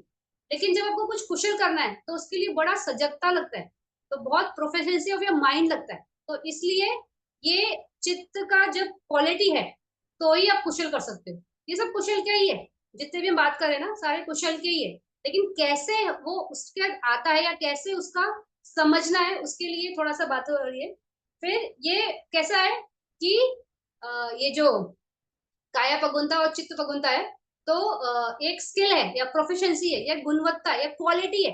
तो ये इस क्वालिटी की वजह से क्या होता है कि आपका माइंड जो है ना, वो निरोगी होता है, मतलब वीक नहीं। मतलब एक रोगी माइंड कैसे होता है, डिस्टॉर्टेड, मतलब वो कुछ भी गलत करेगा, कुछ शर्म नहीं, जैसे नहीं क्या वो बोलते ना, ये मनोरुग्ण है, कुछ भी करता है, मतलब करती है, जो भी है, जिसके लिए भी बोलेंगे। तो वो कैसे बोलते हैं, क्यों बोलते हैं कि क्योंकि कोई ऐसा व्यक्ति कुछ ऐसे कर्म कर रहा है जो शायद नॉर्मल ह्यूमन बीइंग नहीं करे। तो इसलिए वैसे बोलते हैं ना मनोरुग्ण, मतलब कि साइको ऐसे बोलते हैं। तो वो सब अकुशल मत है। लेकिन जिनमें ये क्वालिटी होगी, मन की पगुनता, चित्त की पगुनता, तो उसका चित्त कैसे होगा, निरोगी होगा, मतलब वो रोगी नहीं होगा, अच्छा माइंड होगा। और वो जब भी कुछ करेगा, या वो ये चेतना, वो चित्त चैतसिक जो जुड़ेगा किसी कर्म से तो अच्छा ही है, that is a good quality of a mind. फिर इसको समझाने के लिए कैसे बोला है कि अभी मगरमच्छ कहाँ रहता है, पानी में रहता है ना, तो मगरमच्छ पानी में हमेशा रहता है, उसका नेचुरल कंडीशन है जहाँ पे वो रहता है। तो वहां पे कैसे रहता है, एकदम स्थिर रहता है ना, उसका उसका उसमें स्किल है ना रहने के लिए वहां पे, और वो प्रोफिशिएंट है पानी में, कैसे सांस लेना है, कैसे तैरना है, कैसे रहना है, कैसे अपना जीवन निर्वाह करना है, उसको आता है, that is a skill, because उसके कंडीशन वैसे है। लेकिन वही अगर कोई बंदर को पानी में फेंक दो तो कैसे, पहले वो तो बहुत फड़फड़ाएगा, उसकी तो आधी जान वही निकल जाएगी कि मैं डूब जाऊंगा, क्या होगा, कैसे होगा, तो कितना वो बेचैन होगा। तो इस तरह से ये है कि अगर आप में स्किल है राइट चीजें करने की, वो समझ है, वो प्रोफेशंसी है, तो आप जब वो करोगे ना बड़े आसानी से कर सकते हो, जिस तरह से वो मगरमच्छ बड़े आसानी से वो पानी में रहता है उस तरह से। लेकिन वो स्किल नहीं है, तो जब आप उस क्षेत्र में जाओगे ना तो आप बड़े बेचैन होगे। तो बहुत लोग ऐसे होते हैं जो कभी भी देखो दान नहीं करते, कभी भी शील का बारे में उनको ना बड़े मतलब मजाक में रहता है उनका कि टूट गया, जैसे हम बोलेंगे ना, जैसे कुछ लोग होते हैं जैसे बोला कि ऐसे शीलों के साथ जीवन जीते हैं, ये पंचशील होते हैं, तो फिर सामने वाला पूछ बैठता है कि क्या पंचशील है, तो हम बताते हैं ऐसे से, तो सामने वो मच्छर मारेगा, वो बोलेगा देखो एक शील टूट गया, मतलब मजाक नहीं है ये भाई, आपको ये समझना है कि क्यों किया। ठीक है, वो एक अविद्या के चलते आप लोग आप करते रहे, लेकिन हमको ये समझना है कि everything is cause and effect, हमने एक मारा, हम भी मरेंगे, तो वो रिजल्ट आता है, तो रिजल्ट हमको ऐसा ना आए। और हम कभी भी लाइफ में बहुत से ऐसे लोग बोलते हैं, ये मतलब वेरी कॉमन, शायद हमने भी ये बहुत बार बोला रहेगा पहले जब विपश्यना नहीं मिली थी, कि ये मेरे साथ ही क्यों, ये मुझे लगता है हर व्यक्ति लाइफ में बोलता है सेंटेंस कि मेरे साथ ही क्यों। अरे मेरे साथ ही क्यों नहीं है, सबके साथ ही है, लेकिन वो क्यों का जवाब भी तुम ही हो, because you did that, you got this result. लेकिन वो समझता नहीं है ना, उस वक्त वो विद्या नहीं है ना, अविद्या है ना, माइंड का क्षेत्र वो ऐसा नहीं है कि समझता नहीं है, तो ऐसा लगता है कि क्यों, ये मतलब मैंने मतलब ऐसा आज आज तक एक व्यक्ति नहीं मिला जो जब कोई उसके जीवन में कुछ बुरी घटना घटती है और वो ये सेंटेंस ना बोले, बोलता ही बोलता है, और एक बार नहीं बार बार बोलता है, क्योंकि कैसा होता है जब हमारे फेलियर्स आना शुरू होते हैं लाइफ में, तो इन ऐसे एक कड़ी के साथ है कि आज ये हो जाएगा, कल वो हो जाएगा, कल वो हो जाएगा, तो कैसा होता है विपाक का क्षेत्र कैसे ना, उसको जब टाइम मिलेगा ना, बलवती जब होएगा ना वो चीज आएगा, तो अकुशला को जब जब हमारा कुशला दमा वीक होता है ना, तब अकुशला को सपोर्ट मिलता है, तो वो उस टाइम पे उस लड़ी में आते हैं, तो अभी वहां पे कुशला दमा हमारे पीछे चले गए, मतलब वीक हो गए, और शायद हम अभी कुछ कुशला अभी राइट नाउ नहीं कर रहे, तो उसको सपोर्ट ही नहीं मिल रहा है, तो अभी अकुशला का जो टाइम आ गया, तो अकुशला तो बहुत है, कुशला देखो मेरे को लगता है लोग गिन सकते हैं कि मैंने 10 कुशल कमा किए, लेकिन अकुशला की कोई गिनती नहीं है, एवरी मोमेंट उठते बैठते अकुशला होते हैं। तो इस तरह से जब आपकी कोई भी चीज में करने की स्किल है, प्रोफेशंसी है, तो आप ये क्वेश्चन नहीं करोगे कि वाई मी, क्यों ऐसा हुआ, क्यों नहीं, क्योंकि आपको मालूम है कि कंडीशंस की वजह से ही होते चीजें, और हम ही है वो जिसका क्वेश्चन भी हम है, जवाब भी हम ही है। तो इस तरह से ये काया पगुंता और चित्त पगुंता। फिर काया उजुगता, चित्त उजुगता। अभी ये चित्त उजुगता काया उजुगता में क्या है कि आपका जो मन है या माइंड है उसकी स्ट्रेटनेस, या उसका ये क्या बोलते हैं, उसके अंदर कोई भी ये नहीं, क्या बोलते हैं, क्रुकेडनेस नहीं है। तो क्रुकेडनेस नहीं इन्हें कैसे बोल सकते हैं कि मन को कोई भी कार्य करते वक्त इतनी क्लैरिटी है कि बड़े समझ से और कैसे करना है, और कैसे होता है कोई अगर ये ड्रिंक्स लेता है तो सुरा मेरा किया है, तो वो इंसान कैसे होता है, वो जब चलेगा तो कैसे लड़खड़ाता है या वहाँ घूमता है ना, उसके पैरों की में स्थिरता नहीं रहती है। तो उस तरह से जब अगर आप में उजुगता है तो आपका माइंड में स्थिरता रहेगी, और आप लड़खड़ाओगे नहीं। तो लड़खड़ाओगे नहीं तो क्या होगा कि आप जो भी डिसीजन लोगे, एक्शंस लोगे, उसमें स्थिरता रहेगी और उसमें इतनी क्लैरिटी रहेगी। तो इस तरह से ये उजुगता है। फिर ये डायरेक्ट कॉन्ट्रास्ट है इसका, उजुगता उसका है क्या बोलते हैं, कनिंगनेस, कुटिलता। तो देखो जो व्यक्ति कुटिल होता है तो कैसा होता है, बड़ा स्कीमर, बड़ा प्लानर, दुनिया भर के क्या बोलते हैं साम दाम दंड भेद, मतलब पूरी चीजें लगा देगा अपने रिजल्ट लाने के लिए, तो भले उसमें कुछ भी करना पड़े, तो दैट इज कुटिल पर्सन। लेकिन जब उजुगता होगी, मतलब स्ट्रेटनेस होगी ना, माइंड में सरलता होगी, तो क्या होता है वो व्यक्ति वैसा नहीं होता है, कुटिल नहीं रहेगा, बड़ा सीधा साधा रहेगा, वो जानता है कि ये कर्म है, ऐसा इसका है, तो ऐसा विपाक आ सकता है, तो मुझे इस पछड़े में नहीं पड़ना है, यानी मुझे कुछ गलत नहीं करना है। तो क्रिकेटनेस नहीं रहती है। तो ये बहुत मतलब बहुत ये रहता है, सही रहता है। जो देखो, जो अकुशला वाले हैं, वो कितने वो रहते हैं, स्कीमर्स रहते हैं, कितने प्लानर्स रहते हैं, मतलब दुनिया भर की दिमाग लड़ा लेंगे कि ऐसा करना है, वैसा करना है, और डरते भी नहीं है ना। वो जानते हैं, करते वक्त वो जानते हैं कि वो क्या कर रहे हैं, कितना अकुशला कर रहे हैं। तो जो ये रॉन्ग एलिमेंट्स इन सोसाइटी है, तो क्या करते हैं, ऐसे ही करते हैं ना, बड़ी प्लानिंग से। कोई चीज है भी नहीं, उसको क्रिएट कर देते हैं, फिर उसका एडवर्टाइज कर देते हैं, जो भी है। तो that is because they don't have this उजुकता, स्ट्रेटनेस ऑफ माइंड नहीं है ना, सरलता नहीं है, सजगता नहीं है। तो इसके लिए करते हैं। तो इसमें कैसे है कि ये जिनमें ये नहीं रहता है, वो हमेशा तन्हा, मतलब लोभ के क्षेत्र में रहते हैं, क्योंकि उनको कुछ चाहिए, कुछ ये है, मतलब हमेशा एक कुछ पा लेने की आकांक्षा बहुत प्रबल रहती है। तो ये उजुकता जिनमें नहीं है, जिनमें होती है, उसको पाने का कुछ वो नहीं रहता है, क्योंकि उसको मालूम है जितना है उतना भी सफिशिएंट है। मन का कैसा है, जितना लोभ को बढ़ाओगे बढ़ेगा, लोभ कभी बढ़ मतलब भरता, मन भरता है, ऐसा लोभ से कभी नहीं हुआ है। और द्वेष भी ऐसा नहीं है कि आपने जितना गुस्सा कर लिया उतना कम, उल्टा जितना करोगे उतना बढ़ते ही जाता है। तो संवर्धन का ही क्षेत्र है ये, कुछ भी खाली होने वाला क्षेत्र नहीं। तो मन की सरलता, जिसमें उजुकता होगी, स्ट्रेटनेस ऑफ माइंड होगी, वो ये बड़ी भली बात ही समझता है ये बातों को, कि इस तरह से नहीं करना है। तो ये जितने भी चेतसिक है, हमने जितने देखे भी, सद्दा सती हिरी उत्तपम लोभो अदसो तत्र मजता काया पसती चित्त पसती काया लहुता चित्त लहुता काया मुदुता चित्त मुदुता, जितने भी है 19 तक। तो ये सारे सब चित्त साधारण कुशल चेतसिक है। जब भी हम कोई भी कुशल धम्मा करेंगे, कोई भी कुशल कर्म करेंगे, तो उसमें ये 19 के 99 है। ऐसा नहीं है कि कुछ अटक जाएगा, कुछ रह जाएगा, और किसी के बगैर मतलब कोई डिलीट हो जाएगा, ऐसा नहीं होता है। मतलब साथ में ही होंगे और वो आएंगे ही आएंगे, क्योंकि साधारण है, इट्स कॉमन। तो कॉमन है तो वो आता ही है। फिर हमने देखा कि सद्दा सती हीरी उत्तपम अलोभो अधोसो तत्र मजदा, यहाँ तक कैसे थे, ये सिंगल फैक्टर्स है, ये एक एक फैक्टर आएंगे। लेकिन जहां जहां ये पसंद मतलब काया वर्ड आ गया, तो काया और चित्त, काया और चित्त, तो उसकी जितनी भी कैटेगरी है, पसंदी की, मुदुता की, लहुता की, कमनता की, पगुनता की, उजुकता की, जितनी भी कैटेगरी है, तो वो साथ में आएंगे। वो लिखे अलग अलग गए हैं कि काया पसंदी, चित्त पसंदी, काया मुदुता, चित्त मुदुता, ऐसे अलग वर्ड्स लिखे गए। लेकिन उसको अब जब समझना है तो दोनों को एक साथ समझोगे, तो वो साथ में आएंगे। इस तरह से 19 चेतसिक है। तो ये कॉमन टू ऑल कुशल चेतसिक है। फिर इसके आगे है विरति, एब्सटिनेंस, ये एब्सटिनेंस। ये देखो 88 पेज पे। तो विरति में तीन है, सम्मा वाचा, सम्मा कम्मंता, सम्मा आजीवा। इस पे हमने बात की है ऑलरेडी कि ये क्या है। लेकिन विरति ये शब्द को पहले मतलब समझिए, फिर थोड़ा सा इस पे बात करेंगे कि जो विरति है, विरत रहना, मतलब उसके साथ एसोसिएट ना होना, दैट इज विरति। तो जब हम ये लेते हैं, पंचशील लेते हैं, तो पानाति पाता वेरमणि सिक्का पदम समाधि आमी। तो वेरमणि जो शब्द है ना, दैट इज विरति, मतलब विरत रहने का मैं ये कर रहा हूँ, संकल्प कर रहा हूँ। और ये इसकी सिक्का बदल समाधि में, मतलब इसको मैं सीख कर इससे मैं समाधि में एस्टेब्लिश होगा। तो ऐसे हम ये बोलते हैं। तो वेरमणि वीरति, मतलब उसमें नहीं करना, अभी कोई चीज नहीं करना, दैट इज वीरति। लेकिन वीरति में भी ना तीन ऐसे टाइप कैटेगरी आएगा, कि एक होता है नेचुरल वीरति, यानी कि कोई क्या बोलते हैं, स्वभाव ऐसा होता है कुछ कुछ लोगों का कि वो कभी झूठ नहीं बोलते, कभी कोई प्राणी हत्या नहीं करते, तो वो बोलेंगे नेचुरल विरति, मतलब वो स्वाभाविक विरति है।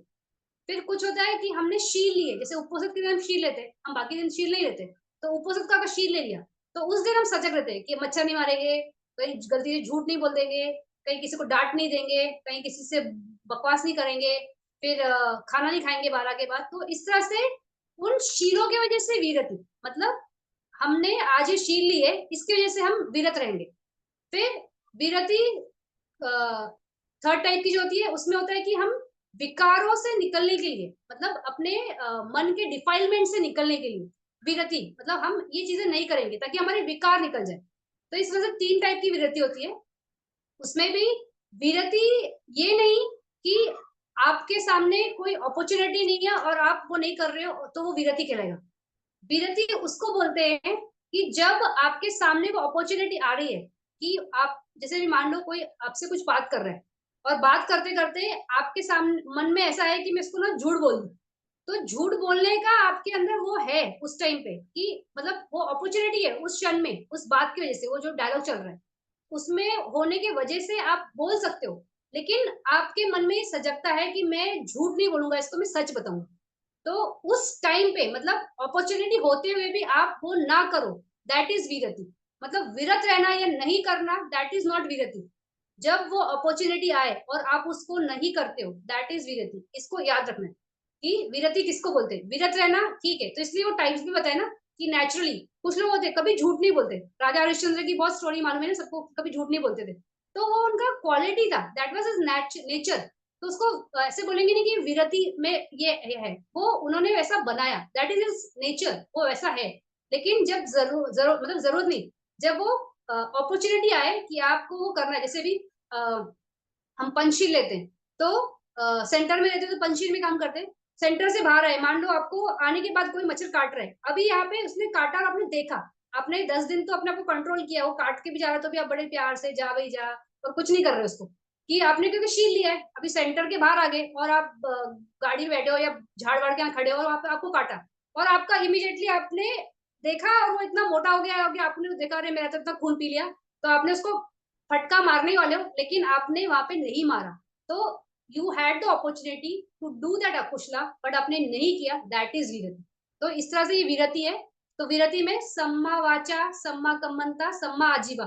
तो सम्मा वाचा में हमने बात की थी ना चार, मूसावादा, पिसुना वाचा, परुसा वाचा, समाफला। तो ये चार। तो मूसावादा ना करना यानी झूठ नहीं बोलना, उससे झूठ बोल यानी सच बोलना, तो वो है सम्मा वाचा में आएगा। फिर परुसा वाचा यानी किसी को बहुत जोर से डांटना या उसको नीचा दिखाना, गाली गलौज करना, वो परुसा वाचा। तो नहीं करना, उससे प्यार से बात करना, अच्छे से बात करना, दैट इज परुसा वाचा, नहीं करना। फिर समाफला, समाफला ये सॉरी पिसुना वाचा। पिसुना वाचा में क्या कि किसी के लिए मतभेद क्रिएट करना, दो लोग हैं उनमें बीच में मतभेद क्रिएट कर दिया, तो दैट इज पिसुना वाचा। फिर समाफला मतलब बकवास, फालतू की बकवास, कोई उसमें से निकलने वाला नहीं है। बैठे बैठे आप अमेरिका के इलेक्शंस की डिस्कशन कर रहे हो, आपका क्या वही काम, उसमें अमेरिका में थोड़ी रह रहे हो, तो उसका डिस्कशन में हम क्यों फालतू में 2-3 घंटा किसी के साथ सर खपाए। तो अननेसेसरी, मतलब जो हमारे काम का ही नहीं है उसमें हम डिस्कस में कर रहे हैं, तो इस तरह से ये सब नहीं करना, दैट इज सम्मा वाचक।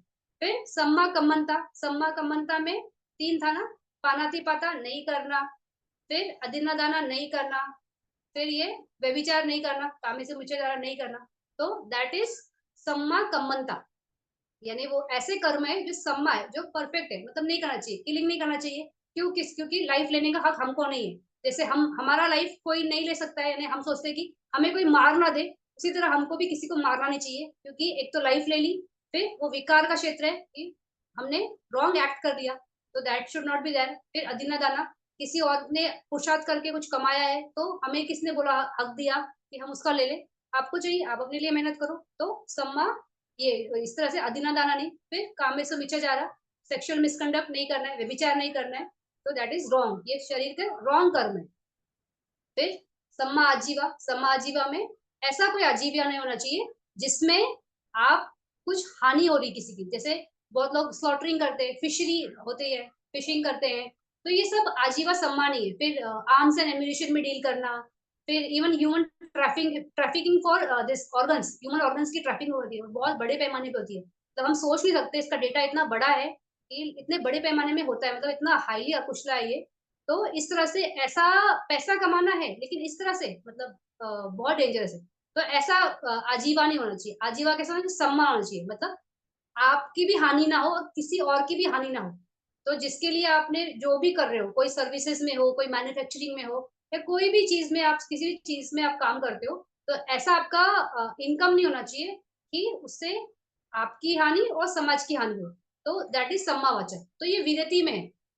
तो ये जो विरति है, ये जब हम कुशल मतलब जो नॉर्मल अपने रोजमर्रा के इसमें जब करते हैं, जैसे सम्मा वाचा, सम्मा कम्मन का, सम्मा आजीवा as a normal householder करते, तो ये लोकिया चित्त के क्षेत्र में आएगा। और जब ये हम अपने विकारों से निकल के अपना ये मग्न फल की प्राप्ति करना चाहते हैं, तो ये वहां पे लोकुत्तर में चला जाए। तो इस तरह से ये लोकुत्तर में भी आएगा और आपके नॉर्मल कम्मा इसमें भी आएगा, कुशल धम्मा में भी आता है, मतलब कुशल का ये चित्ता में भी आएगा। तो इस तरह से ये इसका ये स्वभाव है कि विरति का कि, और ये मग्गम का भी पार्ट है ना, हमने देखा था ना, सम्मा वाचा सम्मा जीवा सम्मा कमंता। तो ये एक जो मगंग के पार्ट है उसमें भी है ये। तो ये विरति इस तरह से। फिर अपमान्य, लास्ट स्टेज अपमान्य, उसको इंग्लिश में बोला है इनलिमिटेबल, यानी कि जिसकी कोई लिमिट नहीं है, या जो अप्रमाणित है, इसका प्रमाण हम बता नहीं सकते, तो उसको अपमान्य बोलते हैं। तो अपमान्य पाली में, और अप्रामाण्य है मतलब जिसका प्रमाण नहीं है, जो बहुत ज्यादा ये है, तो वो उस तरह से ये दो चेतसिक है। तो इसमें करुणा और मुदिता है, तो वहां पे ऐसा लिखा भी है, करुणा मुदिता पाना अपमान्य नामाति, तो दो ही लिखे। लेकिन ये जो दो है ना, करुणा और मुदिता, ये कैसे है? ये बोलते हैं कि जो ब्रह्मास है ना, वो इन ये चेतसिक के साथ विहार करते हैं, मतलब वो इसमें रहते हैं। तो उसमें वहां पे चार बोले गए कि करुणा मुदिता उपेक्षा मैत्री, ये चार बोले। लेकिन यहाँ पे सिर्फ दो ही नाम लिखे, करुणा और मुदिता। तो बाकी दो किधर गए? तो बाकी दो हमारे सब साधारण में ऑलरेडी आ चुके। हमने वहां पे तत्र मज्जता बोला था ना, तो तत्र मज्जता क्या था? उपेक्षा। तो वो उपेक्षा ब्रह्म विहार वाली वहां पे ऑलरेडी है। फिर मैत्री, अदोसो, तो मैत्री वहां पे आ गई, इसलिए यहाँ पे नहीं है। अभी वो दो वहां पे और ये दो यहाँ पे क्यों है? तो जो मैत्री है और ये उपेक्षा है, वो कैसा है? वो कॉमन है ना, मतलब आपको सबसे मैत्री करनी है, मतलब सबके लिए मैत्री रखनी है, सबके लिए लविंग काइंडनेस होना चाहिए। फिर ये क्या बोलते हैं, उपेक्षा यानी quality of your mind, balanced mind. तो आप कुछ भी कुशल धमा करोगे तो उसमें आपको ये होना है ना। हमने ये भी देखा ना कि अदोष जो है वो कुशल चित्त के रूट है ऑलरेडी। तो अलोभो अदोषो ये रूट होता ही है। तो हर कुशल चित्त में वो रूट है। तो आपका रूपा वचरा हो जाएगा, अरूपा वचरा हो जाएगा, लोकुत्तर हो जाएगा, सब में वो रूट है। तो इसलिए वो कॉमन कैटेगरी में गए वो दोनों वहां पे। कौन से? उपेक्षा वाले और मैत्री वाले, अदोसो। और करुणा और मुदिता यहाँ पे आ गए। तो इसलिए इनके बारे में अलग से बताया गया, इसलिए इसको अपमान्य बोला है, कि जिसका प्रमाण नहीं है, जो बहुत बड़ा मतलब ये है। इसको हम ये नहीं कर सकते, बोलते ना करुणा, तो हम ऐसे नहीं बोल सकते ना कि एक कप भर की करुणा है इसके लिए। नहीं ना, करुणा तो कितनी है क्या बता, इसको कोई मेजर नहीं कर सकता। वैसे मुदिता किसी के लिए बहुत जॉय है, मतलब एप्रिशिएटिव जॉय बोलते हैं उसको। सिंपैथेटिक जॉय ऐसा वर्ड यूज करते हैं बहुत लोग, लेकिन मुझे वो गलत लगता है सिंपैथेटिक वर्ड। मुझे लगता है appreciative Joy, that is the right word. क्योंकि सिंपैथी मतलब एक कैसे हो गया, अफसोस हो गया।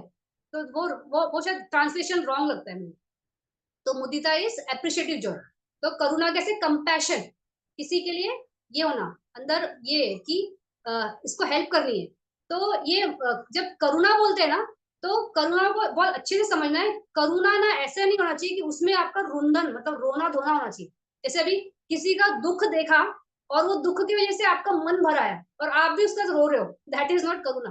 वो करुणा हो ही नहीं सकती, वो शोक हो गया, वो सौरो हो गया।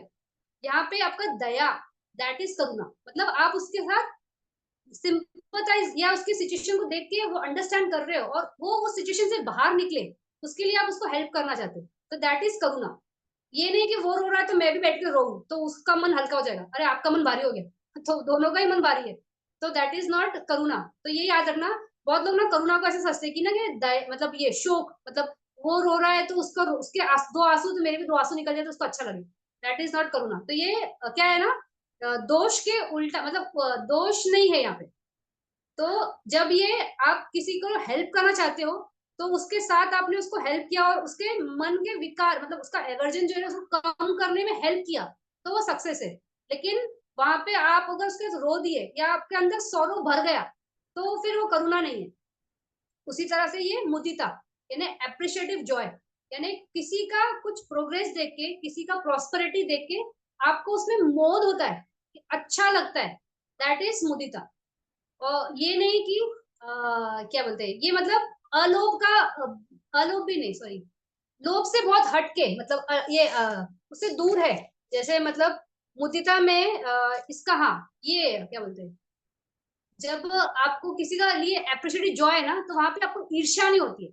तो जो दोष का जो कैटेगरी है, दोष में है ना, ईसा मच्छर या कुकुचा, तो ये सब दोष में आते हैं। तो यहाँ पे आपको उसके लिए जॉय है। और इसका कैसे होता है कि आप उसके लिए खुश हो, लेकिन वहां पे आप खुशी में नाचना नहीं है। तो अगर नाचे तो वो तो फिर ऐसा हो गया ना, मतलब लोभ का क्षेत्र हो गया, मतलब संवर्धन हो गया उस चीज का। तो वैसा नहीं होना चाहिए। तो आपको उसमें एक जॉय है, यानी एक बड़ी मोद है कि ये फला वाला व्यक्ति इतना अच्छा है, और उसका उन्नति, उसका प्रगति देख के आपके अंदर ईर्ष्या नहीं होनी चाहिए। दैट इज मुदिता। तो इस तरह से ये दो अपमान्य है। और लास्ट की जो चेतसिक है उसको बोला है पन्या चेतसिक में अमोहा बोला है। यहाँ लास्ट में अमोहा वर्ड लिखा है वहां पे। तो अमोहा यानी कि क्या है, वो पन्या जो है ना, मतलब प्रज्ञा, विजडम, दैट इज अमोहा। तो अमोहा क्या है, ऑपोजिट ऑफ मोहा। मोहा क्या थी, अविद्या, ये क्या है, विद्या। तो इसको बोलने के लिए दो तीन शब्द इस्तेमाल हो गए। जैसे ज्ञाना, तो ज्ञान संपितम, तो हमने क्या बोला था, व्हाट इट इज, प्रज्ञा। तो ज्ञान, पन्या, अमोहा, इस तरह से दो तीन शब्द इसके लिए इस्तेमाल हुए। लेकिन शब्द भले कुछ भी हो, अमोहा बोला तो वो पन्या है, यानी वो विजडम है। अभी विजडम यानी नॉलेज नहीं, यानी बहुत सारी डिग्रीज और ये सब नहीं। Wisdom in understanding the noble truth, कि चार आर्य सत्य है, और वो चार आर्य सत्य इस तरह से है, और उसको उस पे ओवरकम करने के लिए आठ आर्य अष्टांगिक मार्ग है। तो उसको अपने एक्सपीरियंस पे लाना, उसको अमोहा बोला है। अभी अमोहा को समझाने के लिए एक धम्मपद की स्टोरी है, कुंडलाकेशी की। तो ये कुंडलाकेशी क्या होती है, ये बड़ी धनवान सेठ की बेटी होती है। और ये कैसे होती है, अकेली होती है, इकलौती लड़की होती है। और एक बार क्या होता है, एक चोर को ना पकड़ के ना वो लोग लेके जाते रहते हैं, शायद राजा के पास लेके जाते रहते हैं, चोरी में पकड़ा गया रहता है वो। तो ये अपने घर से देखती है उसको कि जा रहा है, और वो बहुत हैंडसम रहता है वो लड़का, जो चोर रहता है ना। तो ये क्योंकि एकलौती रहती है, तो ये सीधा अपने डैडी के पास जाती है और बोलती है मुझे इस लड़के से शादी करनी है। आप कितना भी पैसा दो राजा को, उसको छुड़वाओ वहां से, उसको वहां पे नहीं रखना है। फिर उसका डैडी भी एकदम हताश हो जाता है कि कैसी लड़की है, क्या बोल रही है, लेकिन एकलौती रहती है ना, तो वो उसका मान जाते हैं। और राजा को पैसे देके वो वहां से निकलवा देते उसको। फिर ये इससे शादी कर लेती है और साथ में रहते हैं। अभी वो तो है चोर, तो वो कैसे करता है, उसको तो कुंडलाकेशी से कोई लेना देना नहीं रहता है, उसको उसके पैसे से लेना देना रहता है। तो एक बार क्या करता है, वो बोलता है कि चलो हम ना जा रहे हैं, एक देवी के मंदिर जाना है, और रास्ते पे मतलब वहां पे जाने के लिए ना सारे गहने वहने ले लो, तो वहां पे अच्छे से तैयार होना, फिर मंदिर चलेंगे। तो वो बोलती चल तो ठीक है। तो जाती है, फिर वो एक जगह उसको लेके आता है और बोलता है मैं तुझे ना यहाँ से ना नीचे फेंकने वाला हूँ, और मैं तेरे सारे गहने लेके चल दूंगा यहाँ से भी। तो वो समझ जाती है कि उसके जीवन संकट में, और ये चोर आखिर में चोर ही निकला, मतलब उसका स्वभाव नहीं बदला। तो वहां पे वो क्या करती है, इमीडिएटली ना उसका दिमाग चलता है, और वो सोचती है कि मैं इसको चालाकी से वो करती हूँ, बचती हूँ इससे। तो बोलती है कि मुझे ना मरने से पहले मैं आपसे बहुत प्यार करती हूँ, और मैं चाहती हूँ कि मरने से पहले ना मैं आपकी प्रदक्षिणा करूँ और आपके पैर पड़ूं। तो वो चोर बहुत खुश होता है कि चलो तुम्हारी इच्छा करो। तो वो नाटक करती है आगे झुकने का, उसका पैर पड़ने का, और वैसे ही ना उसको जोर से धक्का दे देती है, और वो पहाड़ियों से नीचे गिर के मर जाता है। तो जब वो ऐसा करती है ना, तो उस टाइम पे एक देवा देखता है कि ऐसा इसने किया है। फिर वो देवाला वहां पे एक उदान करता है, मतलब ऐसे एक शब्द बोलता है कि पंडिता, मतलब वो पाली में है तो मैं हिंदी में बता रही हूँ कि जरूरी नहीं है कि पंडित मतलब नॉलेजेबल ना एक आदमी ही हो सकता है, एक औरत भी हो सकती है। इन द सेंस उसको बोलने का क्या मतलब रहता है कि इसके जीवन संकट में थे, तो इसने वहां पे दिमाग लड़ाया ना बचने के लिए। तो इस तरह से एक लेडी हो सकती है। लेकिन ये जो पन्या या इसको जो पंडित बोल रहे हैं यहाँ पे, तो ये विजडम की बात नहीं कर रहे। ये यहाँ पे तो सबसे पहले तो अपनी जान बचाने के लिए इसके मन में वो थॉट आया। तो अलोभ है, आसक्ति है ना, अपनी जान बचानी है। फिर वो जब उसको धक्का मारती है, तो दोष, क्योंकि वो उसको किलिंग कर रही है ना। तो इस मायने में उसने प्रज्ञा को यूज किया, या प्रज्ञा नहीं बोलेंगे, अपने नॉलेज को यूज किया बचने के लिए। तो ये ऐसे जो नॉलेज है ना, वो उसको हम प्रज्ञा नहीं बोलते। प्रज्ञा जो चार आर्य सत्य के बारे में और आर्य अष्टांगिक को, उसको ही प्रज्ञा बोलेंगे।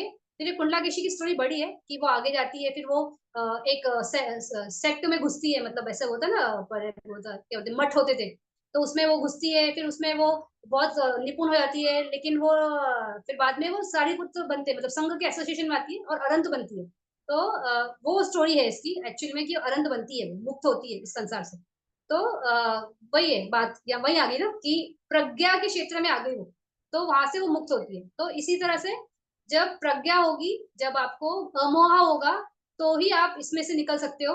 तो ये जो चेतसिक है, ये सिर्फ देखो त्रिहेतुक क्षेत्र, त्रिहेतुक का जो था बात कि जिसमें थ्री रूट्स होते हैं, तो ये एक रूट है। तो root for knowledge, for wisdom of, for the noble truths, तो वहां पर ही आते हैं। तो कुशल में सारे चित्तास जो है ना वो अमुहा के साथ है, मतलब आगे वाले।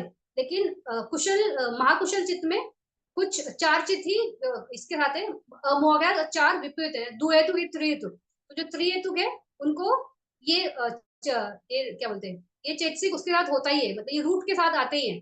तो इस तरह से ये 25 चेतसिक है। अभी चेतसिक 25, ये देखो ज्यादा है नंबर्स में अकुशल के कंपेयर में। अकुशल में जैसे 14 थे, 14 में भी चार साधारण, मतलब कॉमन टू ऑल चित्तास थे, और बाकी 10 चेतसिक बचे थे जो अपने हिसाब से।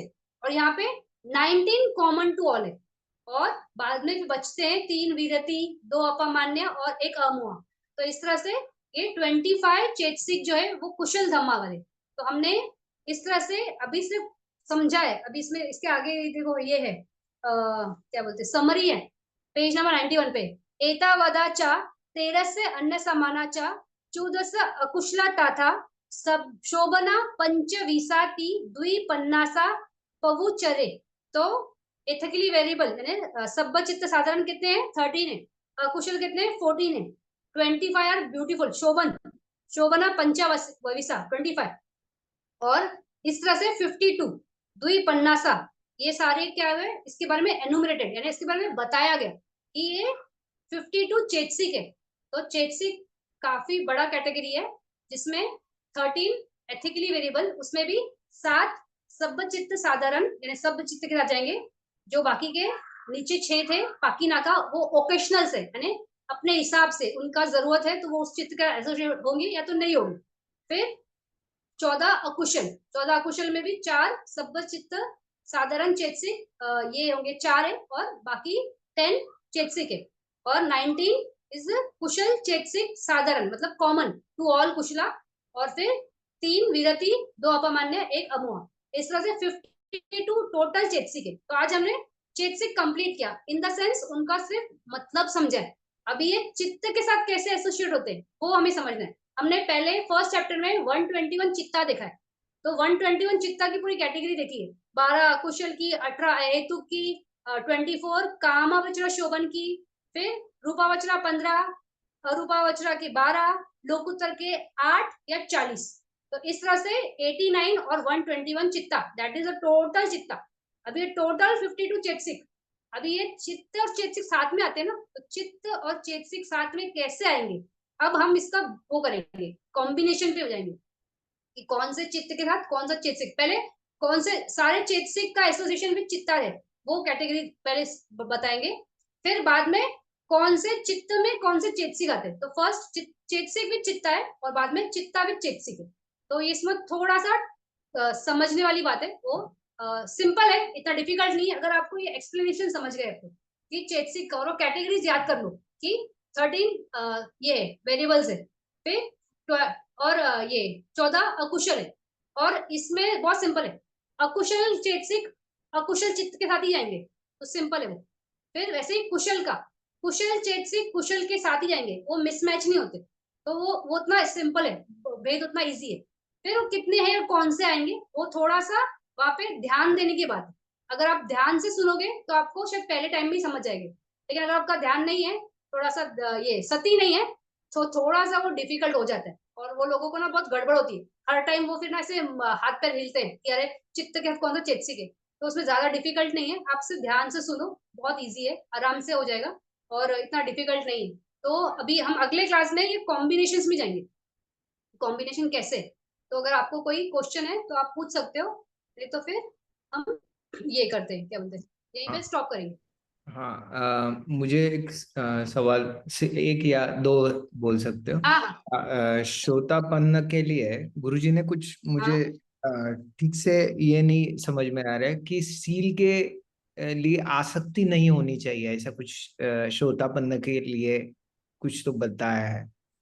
तो ये आप बता सकते हो। और श्रोतापन्न है तो कोई व्यक्ति श्रोतापन्न अगर बन चुका है तो उसमें हाँ, उससे कैसे उसको पता चलता है या नहीं चलता है, क्या है?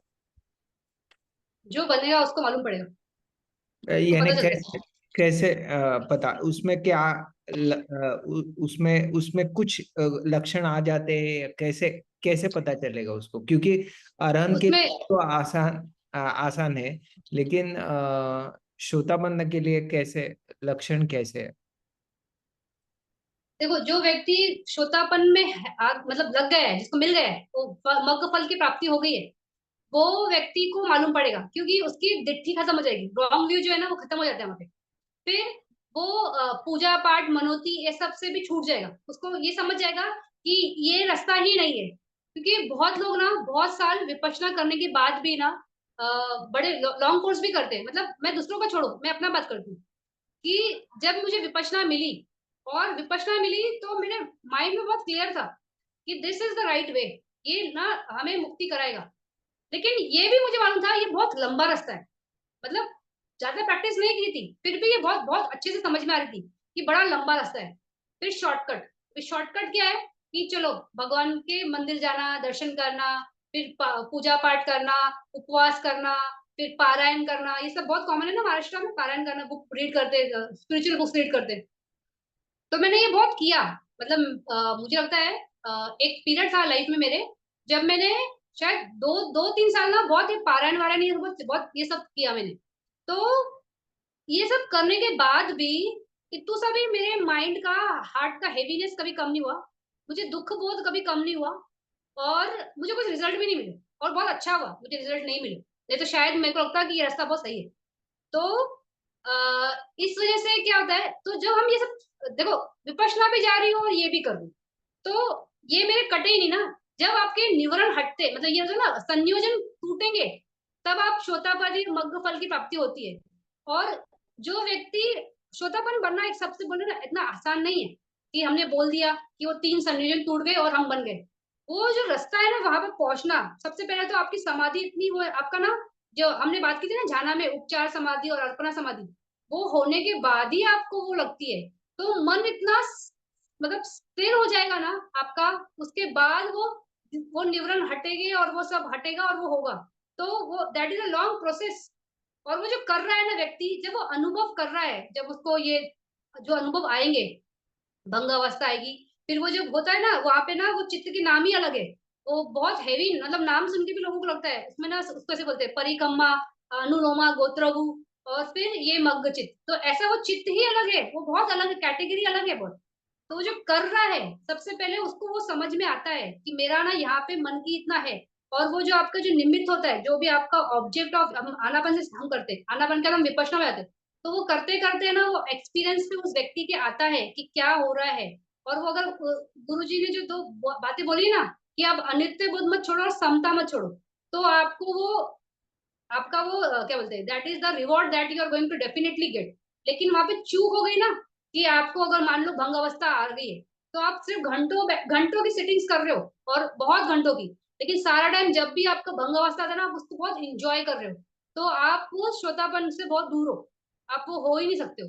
आपको वो सारे फैक्टर्स याद रखने हैं कि आपको समता में ही रहना है, अनित्य बोध के साथ चलना है। वो संपन्नजन्य ये वर्ड आता है, सती पटन में गुरुजी वर्ड बोलते हैं संपन्नजन्य, मतलब स्वयं की प्रज्ञा से अनित्य बोध को जानना। और उदय वे कंटिन्यूटी, वो कंटिन्यूटी छूटती नहीं है, मतलब वो कड़ी छूटना नहीं है।